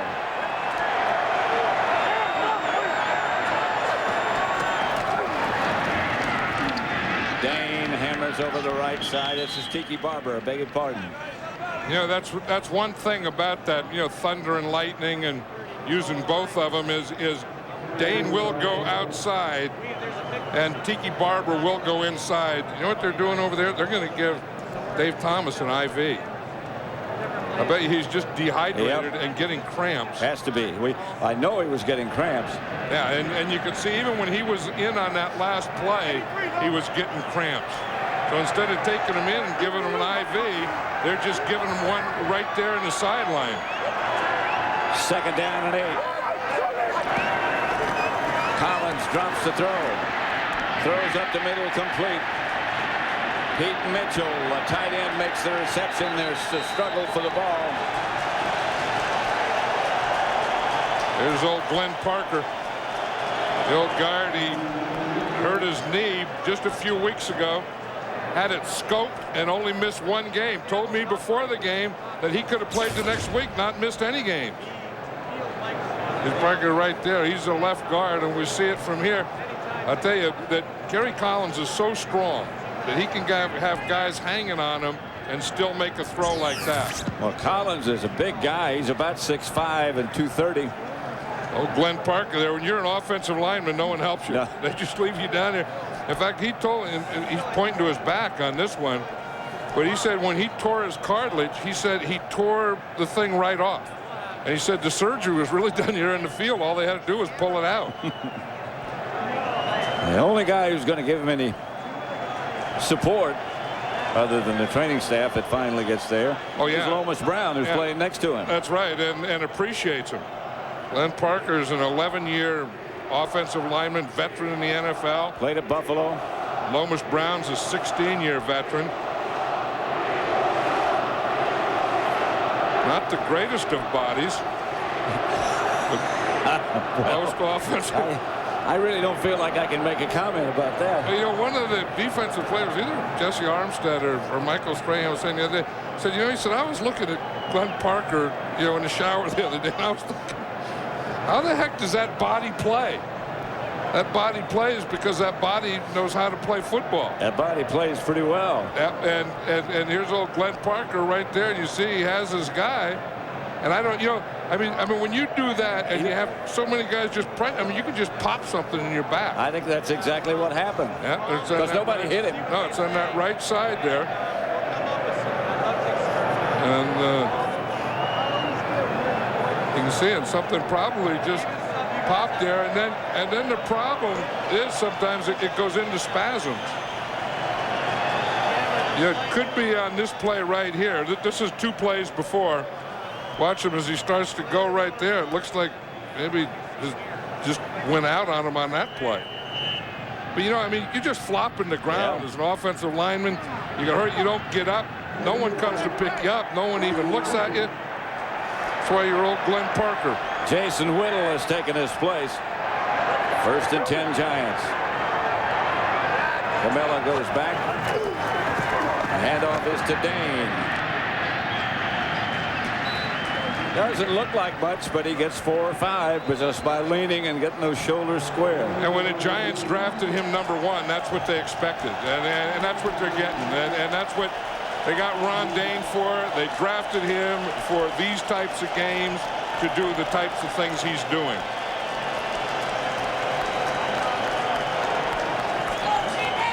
That's the end of the 3rd quarter.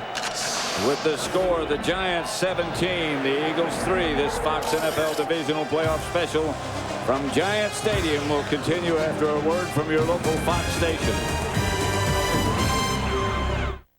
You're watching the NFC Divisional Playoff on Fox. Ford Taurus is built. Stadium, 1 quarter to go, 17-3, Giants over the Eagles. There's old Glenn Parker. They just patched him up. You know, like you do a tire or something. They put a tire patch. They just put a patch like that on Glenn Parker. 2nd and 5. Collins backs the throw and throws complete to Amani Toomer.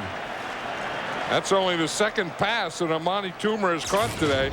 Both of them just like that. Yep, that slant. That's what he had success with him on early. And again, he was going to get double. You could see Damon Moore, the safety, was coming out there to double him, but he didn't get there soon enough. I think, you know, Toomer's been bothered all day by that leg. You know, every time he, you know, would return a punt or something, it looked like there was something. I mean, looked like he got caught, that left leg. Look at it. It gets caught and spun back and around. But I think it's something out there that has been bothering him all day. In fact, here's a play earlier in the day. You could just tell just the way that he went out. That was his right leg, though. Remember when he grabbed the right knee? Yep.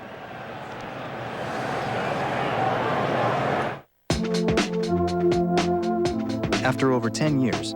Refreshing taste you'll find in no other beer. By Radio Shack, you've got questions, we've got answers. And by Nortel Networks, we're building the new high-performance internet.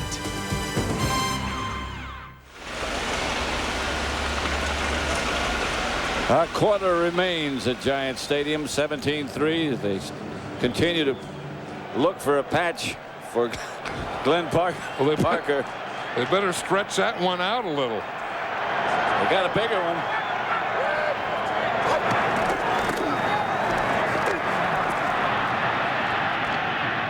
Not much doing. The other thing about in Lomas Brown, they play next to each other, and they really added. To the locker room of this team, and you can see, you know, they're ahead 17-3. It's the 4th quarter, but he's doing everything he can to get back in this game. He's probably not going to. Both of them, both Lomas Brown and Glenn Parker, are very smart players. You don't think of offensive linemen as being very smart. Oh yeah, they're the smartest guys in the team. The pass is complete. to Ike Hilliard, short of the first down. Yeah, I would bet that if you if you took them and tested them, the offensive line would be the smart. Plus, they're the best guys in the team. I was talking to Glenn Parker down in the field before the game. I don't know, he's going to be back in there. What the heck am I talking about? That's old Glenn Parker. But I was saying, the offensive linemen are always the best guys. I mean, they're always the nicest guys. They have the most fun.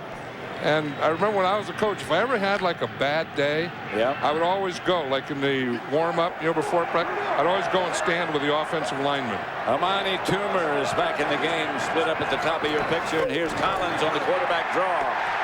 And he just lowered his head and took off like a running back. He is a tough guy. For a first down, who would have thought in this game that Kerry Collins was going to be the rusher? That Kerry Collins could rush for more yards than Donovan McNabb.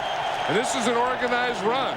This is one that they're telling him, you have to put your shoulder down. This isn't the time that you're going to slide. You can tell he's not going to slide. No way. He's running this like a fullback. That's right. Running like that, like Alan Amici or one of those guys did. Watch it from here. Down. He's coming right at you. You got down there. First down, Giants. And that's Barber. And Tiki Barber gets to about the 43. Picked up about 6.5 for 7. Tiki Barber was saying that, because of his broken left arm, he's going to have to carry the ball in his right arm the whole game. And he said he worries about it a little because before he started switching from right to left, you always want it in your outside arm as a runner. He said before he started to switch, he said he used to fumble. Then when he switched it in, that guy that he's standing next to there was Charles Wade. Remember the old giant fullback? 2nd and 4. They fake to Dane, and Collins lost it deep.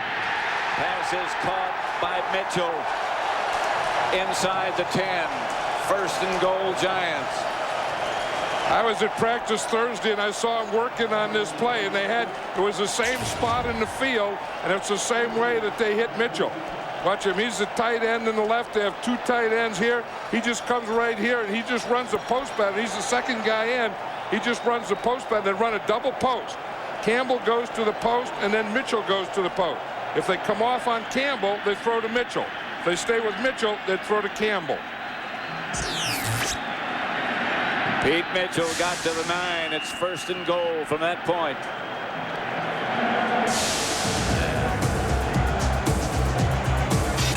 $17-3 to score. Timeout, Giants. Stadium 17-3. The Giants lead Philadelphia. 10:49 left.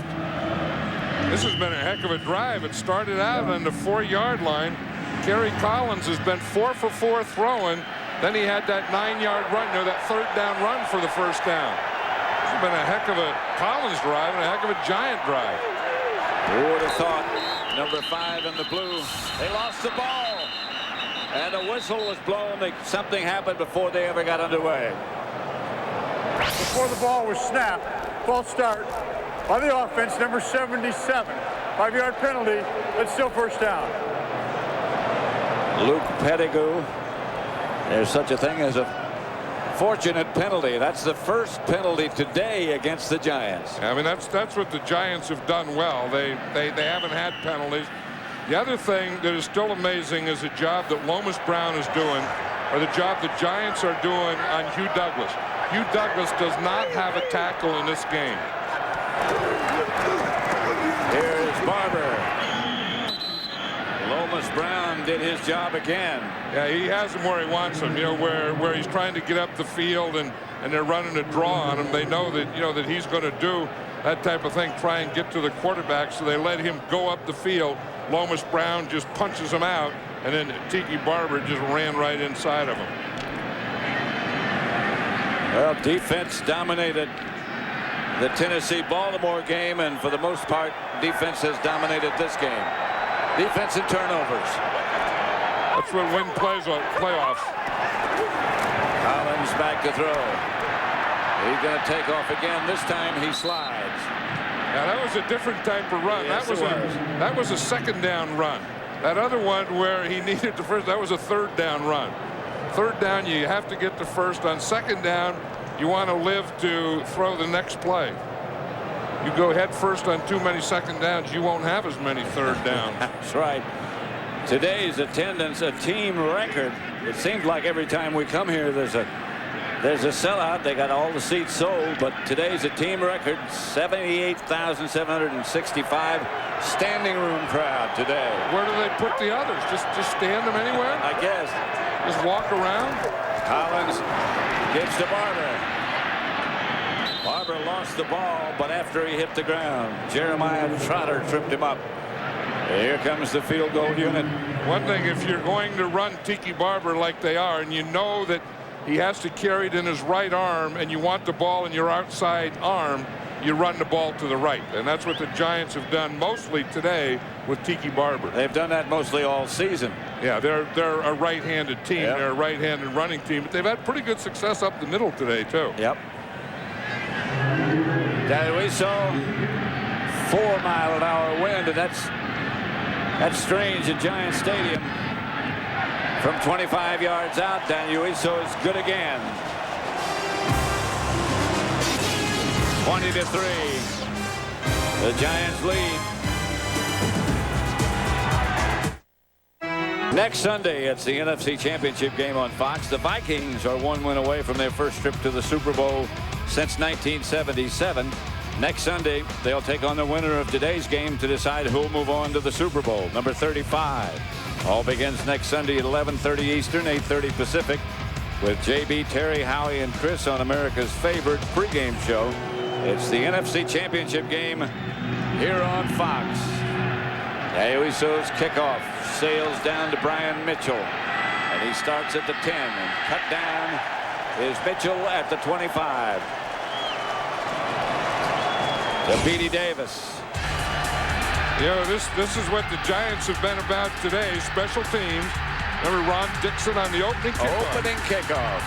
Really set the tempo, and then the other thing it's been about is defense. Jason Sehorn's remarkable interception. You know, that's what the Giants are. I mean, they're not special teams as much. In fact, they had a little rough go of it in the middle of the season in special teams, but they've gotten better. But the Giants have always been about defense. Those are the touchdowns.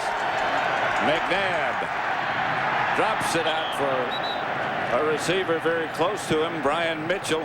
You know, and you can say that it's either third down defense or bad third down offense, because the Eagles are only 1 for 12 on third down conversions.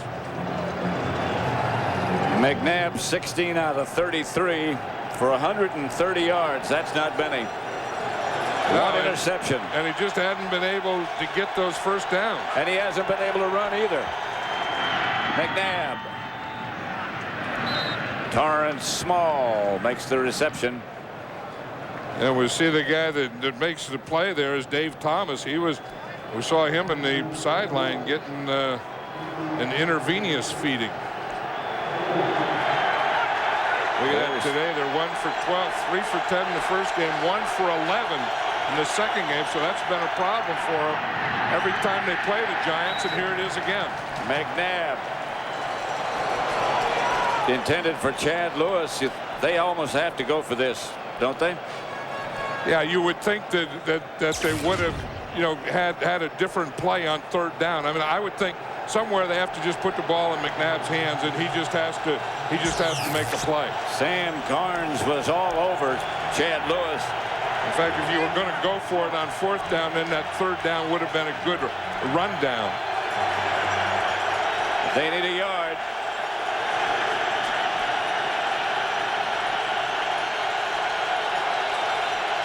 McNabb.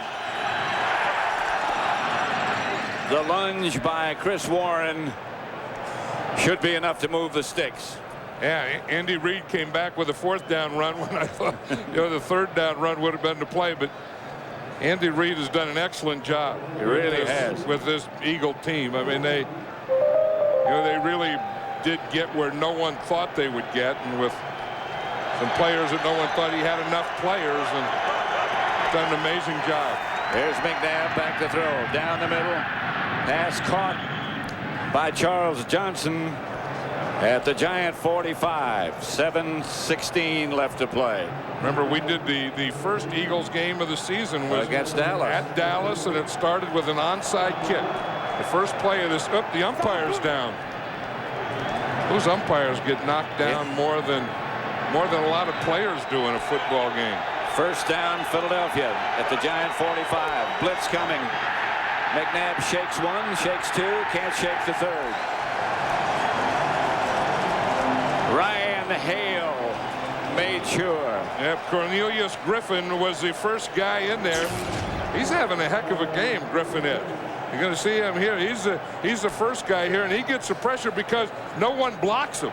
No one blocks Griffin, so he just hits that hole, and then he makes McNabb spin. And there's the next guy. There's Michael Strahan, and the third guy finally gets him. But it was all started by Cornelius Griffin. 2nd and 17. McNabb in the pocket. Pass is underthrown. Small, the intended receiver. He had time on that one. Yep. They were. John Fox was playing that one safe. He was going to make him throw it into a zone, and he was going to have a spy on McNabb. He's got to be tired when the game is over too. John Fox. He's done a heck of a job. Yeah, but he does that in practice. Yeah, in practice, he stands on the sidelines and gives all those signals. They got the towels out now. They got some stuff going here. Here comes the corner blitz. And McNabb tries to run it out of there and can't go anywhere. He doesn't get back to midfield. Jesse Armstead made the stop. That was a good mixture by John Fox. You know, we said to play before that he dropped everyone off, made him throw in the zone. This time he comes with a blitz and he puts some pressure on him. So McNabb's thinking one thing, boom, Fox gives him the other thing. He's thinking the other thing, and then he gives him the first thing. Mitchell did a good job of picking up Garnes on the safety blitz. But I think when McNabb saw Garnes coming, I think he put the ball down. Yep, he did. All that stuff that we saw John Fox doing meant that. 4th and 15. McNabb back to throw and up in the pocket. Pass is caught.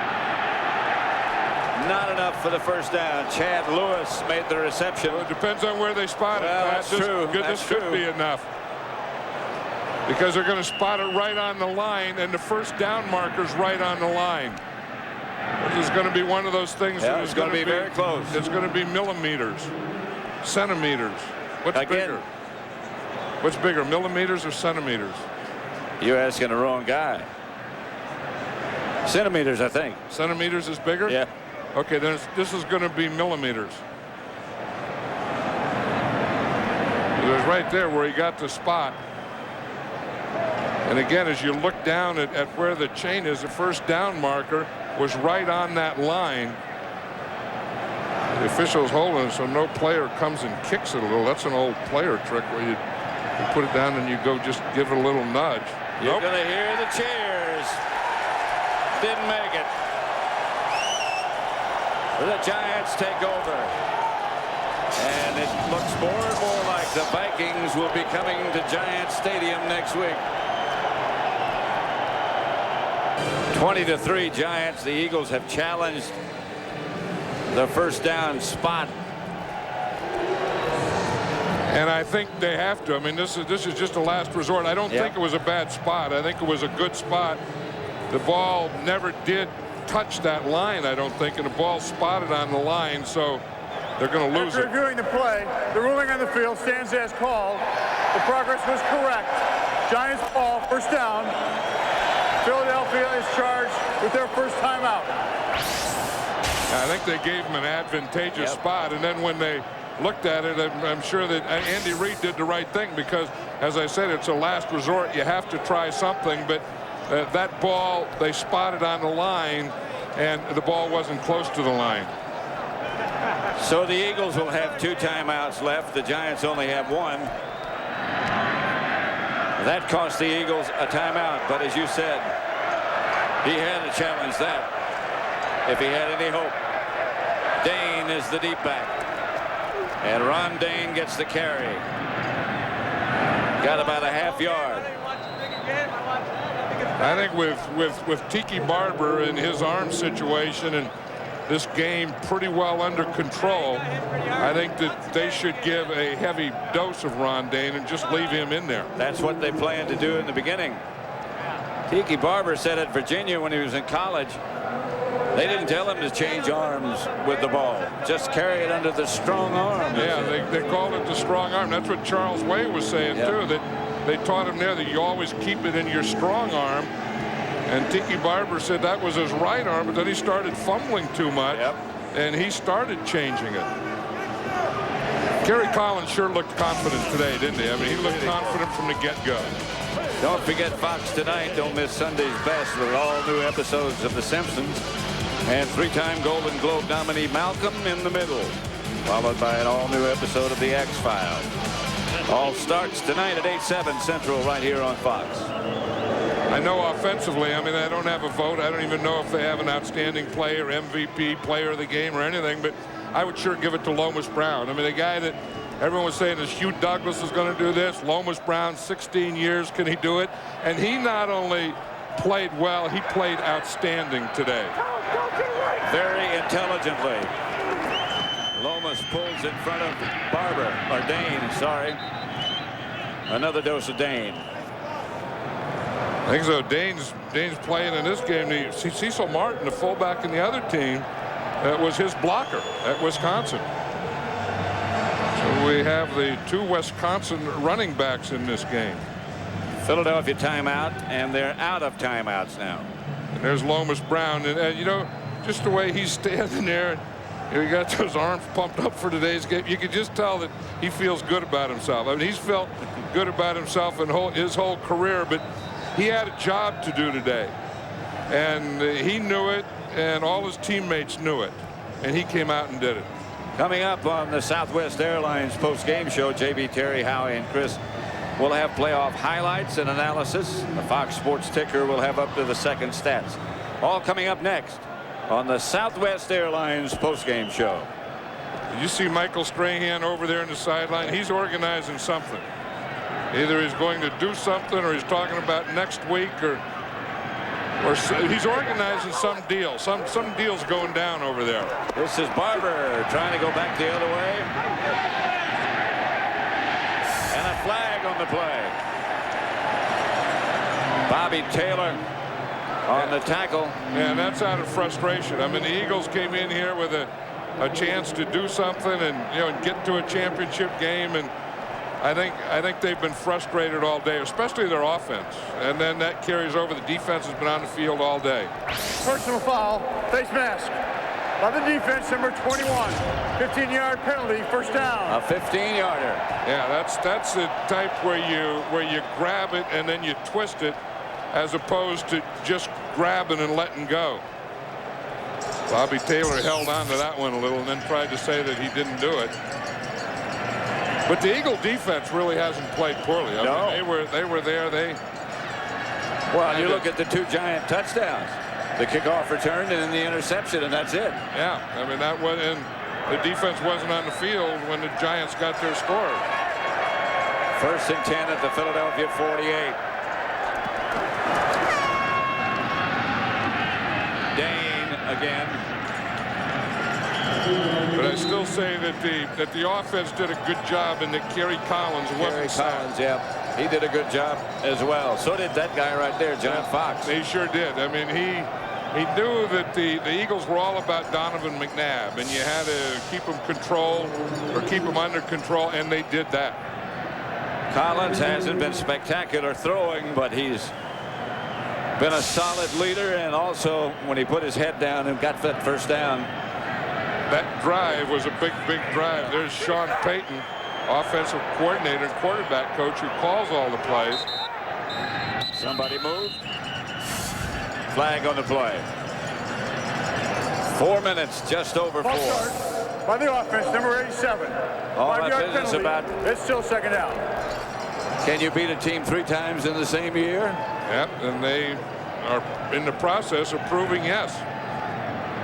You know, Cornelius Griffin also did a heck of a job today, because yes, he did. He was a guy that was a spy, and he, you know, they thought it was going to be Barrow and all this stuff, and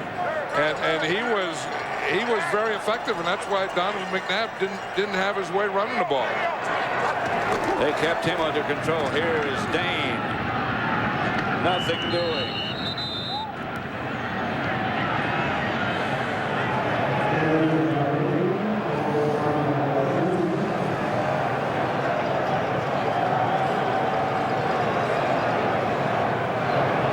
Championship preview. If indeed the Giants do go on to win, and it looks like they're going to. The postseason series with the Vikings is tied at 1-1. Remember the 1997 wild card game and how that one ended? The Vikings came back. I think everyone here remembers that. I think so too. Collins to Dane, hit in the backfield. No gain. Corey Simon still after it. The Giants have won 6 consecutive playoff games. And how about that one? The Vikings haven't. 6 consecutive games, not playoff games, I beg your pardon. The Vikings have not played outdoors since Thanksgiving at Texas Stadium. Yeah, but they still bring in Randy Moss in here. They still bring in Robert Smith. They still bring in Chris Carter, and they're going to have, because the Giant defense plays very, very well. But if they have any trouble or any problems, they have trouble or problems with speed. And the Minnesota Viking offense will bring that in here. False start by the offense, number 29. 5-yard penalty. This is a pretty fast track, too. At least it would seem so to me from being down on the field before the game. Yeah, before the game, when I walked out there, the thing that I noticed was how hard the field was. Yeah. And you can look and see that there's not a lot of slipping and sliding out here today. That this would be, I mean, for January, surprising. You would call this a fast track. Yes, you would. And I can't remember at this time of year when there's been so little wind at Giant Stadium. And we've been here a few times. This is a beautiful day. We go back to, and the punch block. It fumbled. The ball's loose again. Jason Bostic blocked the punt. And the Eagles get the turnover. Luther Broughton. They say the ball's on the 10. This is the thing that they started it, and they had their outside guys come back in to help protect. But then when they came back in, they didn't block. They saw that the Eagles were going all out. They were going for a block, so the Giants brought their outside guys in, but their outside guys didn't stay and block. And if Bostic doesn't fall down, the Eagles are in the end zone. Look at this. See, Howard Cross can't get to the outside guy. Bostic gets in there, and then usually if a punter's 15 yards back, a guy can't get there from the outside. The Eagles have no timeouts. Here is McNabb back to throw. Incomplete, and the flag on the play as Armstead grabbed Torrance Small. Yep, that's like a timeout. A flag, of course, will stop the play, and then they are going to get one at the 2-minute warning. Yep. So what the Eagles have to do is get a score in here so they can get an onside kick. By the defense, number 98. The ball is placed at the spot of the foul. Automatic first down. You saw that. It was Jesse Armstead. Yep. And now what Andy Reid has to do is to use that 2 minutes. See, you also get a clock stoppage, a change of possession. So you would like to score right away and before the 2-minute warning. McNabb overthrows Small. The faded too far. And he's looking on that card. He has all the situations there and all the plays. And you have plays for, inside the 10. So these are his 10-yard plays that he's calling now. And that'll be until he gets down to the 3-yard line. Then that would be goal line play. 2:12 left. Here comes the Giant blitz. McNabb. Incomplete. Intended for Jeff Thomason. The pressure up the middle from Garnes again. They've had pretty good success lately with you're bringing those blitzes. They didn't start early, and here you see Sean Williams is coming up, and they're bringing the safeties, and knowing that he's not going to work those guys, that they can cover man to man now. It was Sean Williams and Cornelius Griffin who put the pressure on. Third down. Here's McNabb. Steps away from one, throws to Warren at the 35. There's a flag on the play. Warren out of bounds at about the 1.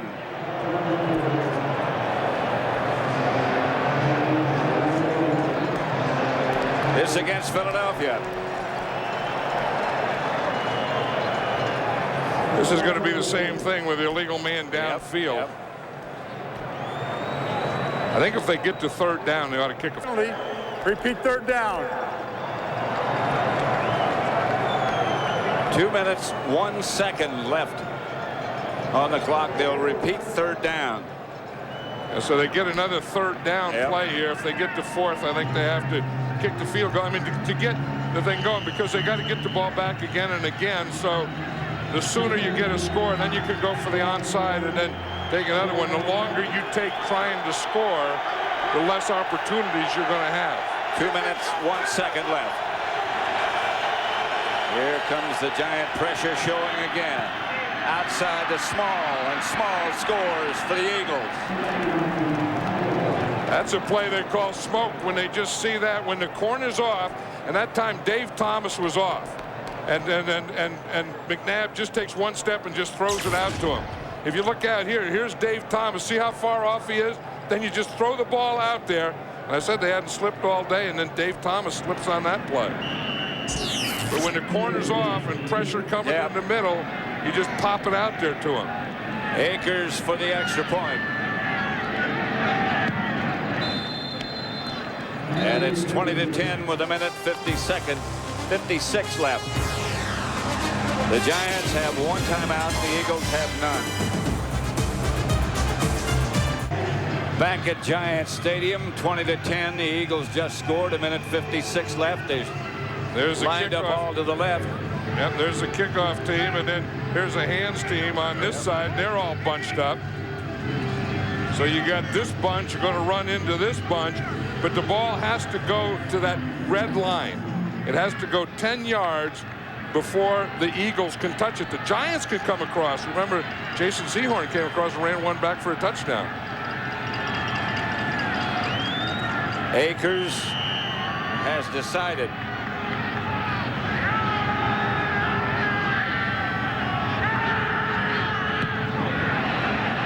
Over the head of the Giant close men, but the Giants recover.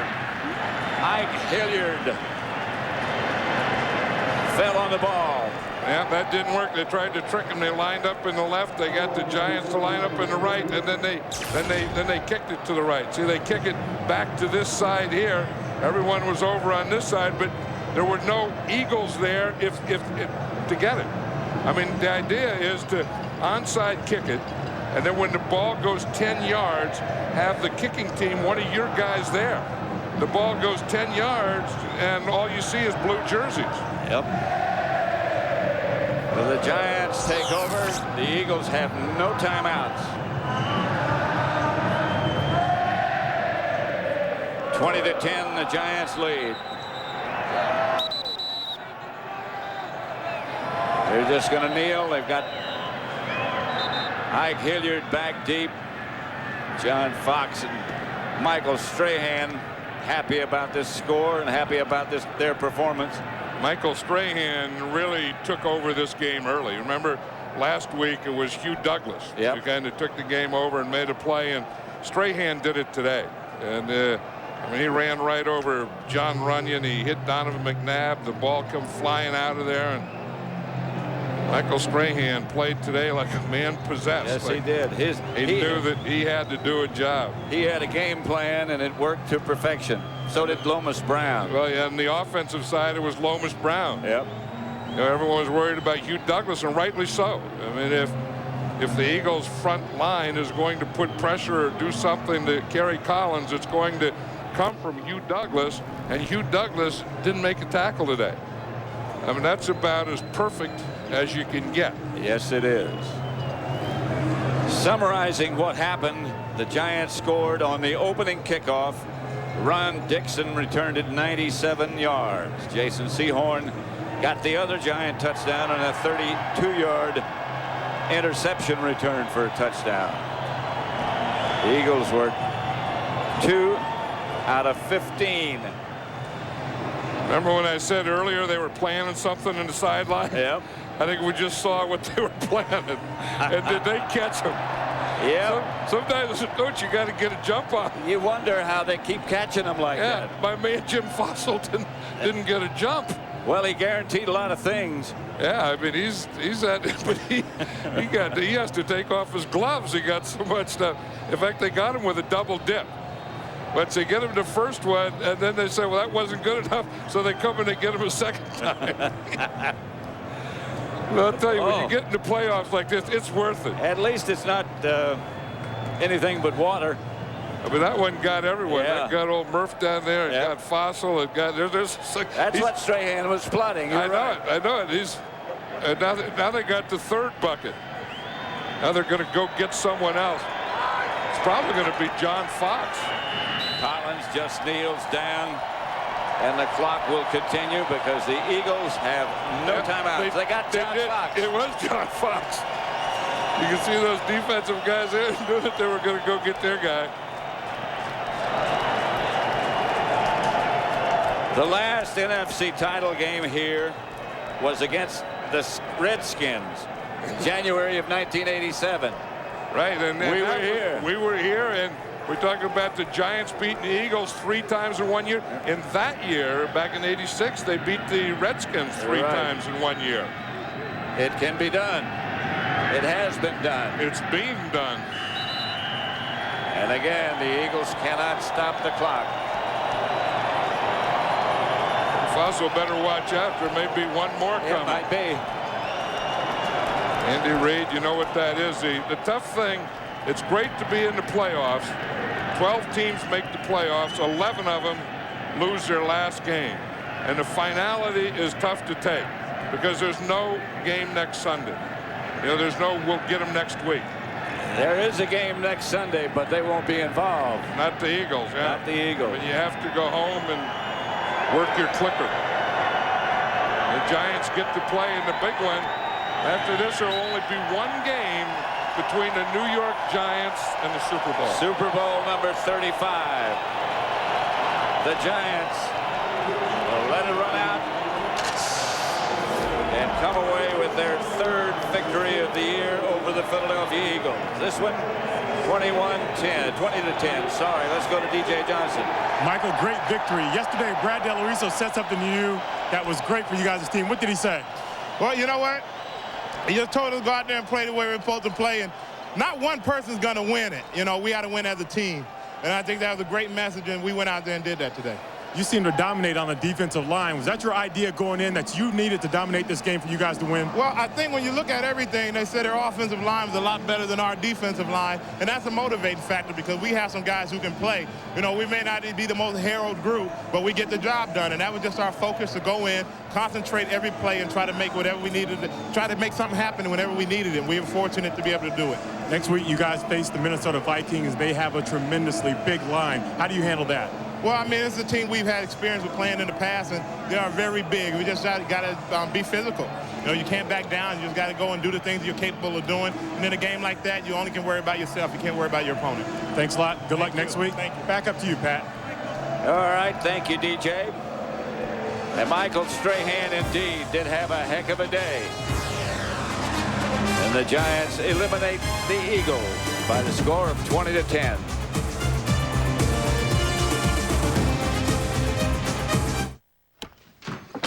Yes, I'm here. Here's the UPS leaderboard delivering today's leaders. Enter the UPS Big Game Day Leaderboard Sweepstakes. This is Pat Summerall for John Madden and DJ Johnson saying so long from Giants Stadium, where once again the final score is the Giants 20, the Eagles 10. Up next is the Southwest Airlines post-game show with JB, Terry, Howe, and Chris. For more information on today's game and the latest NFL news, log on to foxsports.com.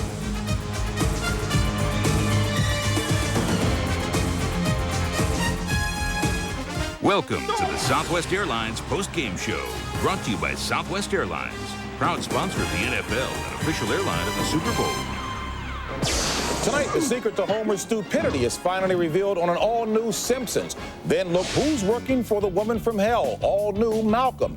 And a deadly assassin leaves his victims nowhere to hide on an all-new X-Files, and it begins next with King of the Hill here on Fox Primetime as we welcome you back to Los Angeles and let you know that next week it'll be the Fox NFC Championship game next Sunday. Special start time of 11:30 a.m. Eastern Time. It'll be Minnesota at the New York Giants. Again, special start time of 11:30 a.m. Eastern Time right here on Fox, the NFC Championship game. And as we welcome you back to the Southwest Airlines post-game show again, congratulations to the Philadelphia Eagles, who did an outstanding job, I'm sure surpassing many people's thoughts in terms of what they would do. But it's the Giants and the Vikings next week. And you've got the great offense of the Minnesota Vikings going up against the great defense of the New York Giants. But what may well determine the outcome of this game is the weather. Obviously, the Vikings need some good weather to be able to throw the football around.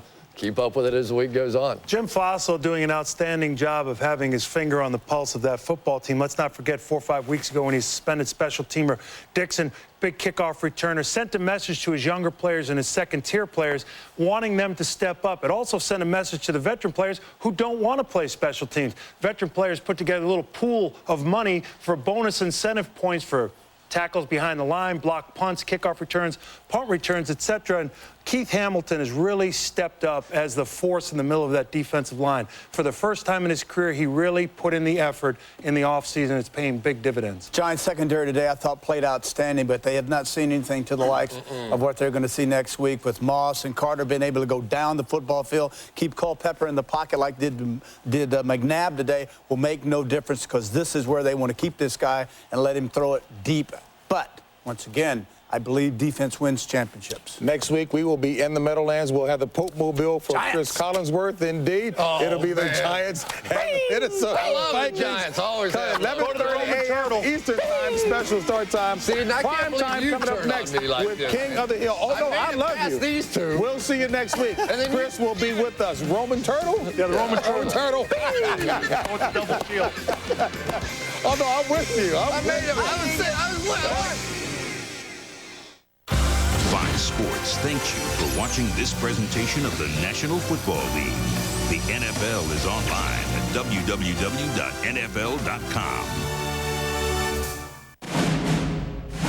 The NASCAR Winston Cup Series, Speed Week, and the 43rd running of the Great American Race, the Daytona 500. This has been a presentation of Fox Sports.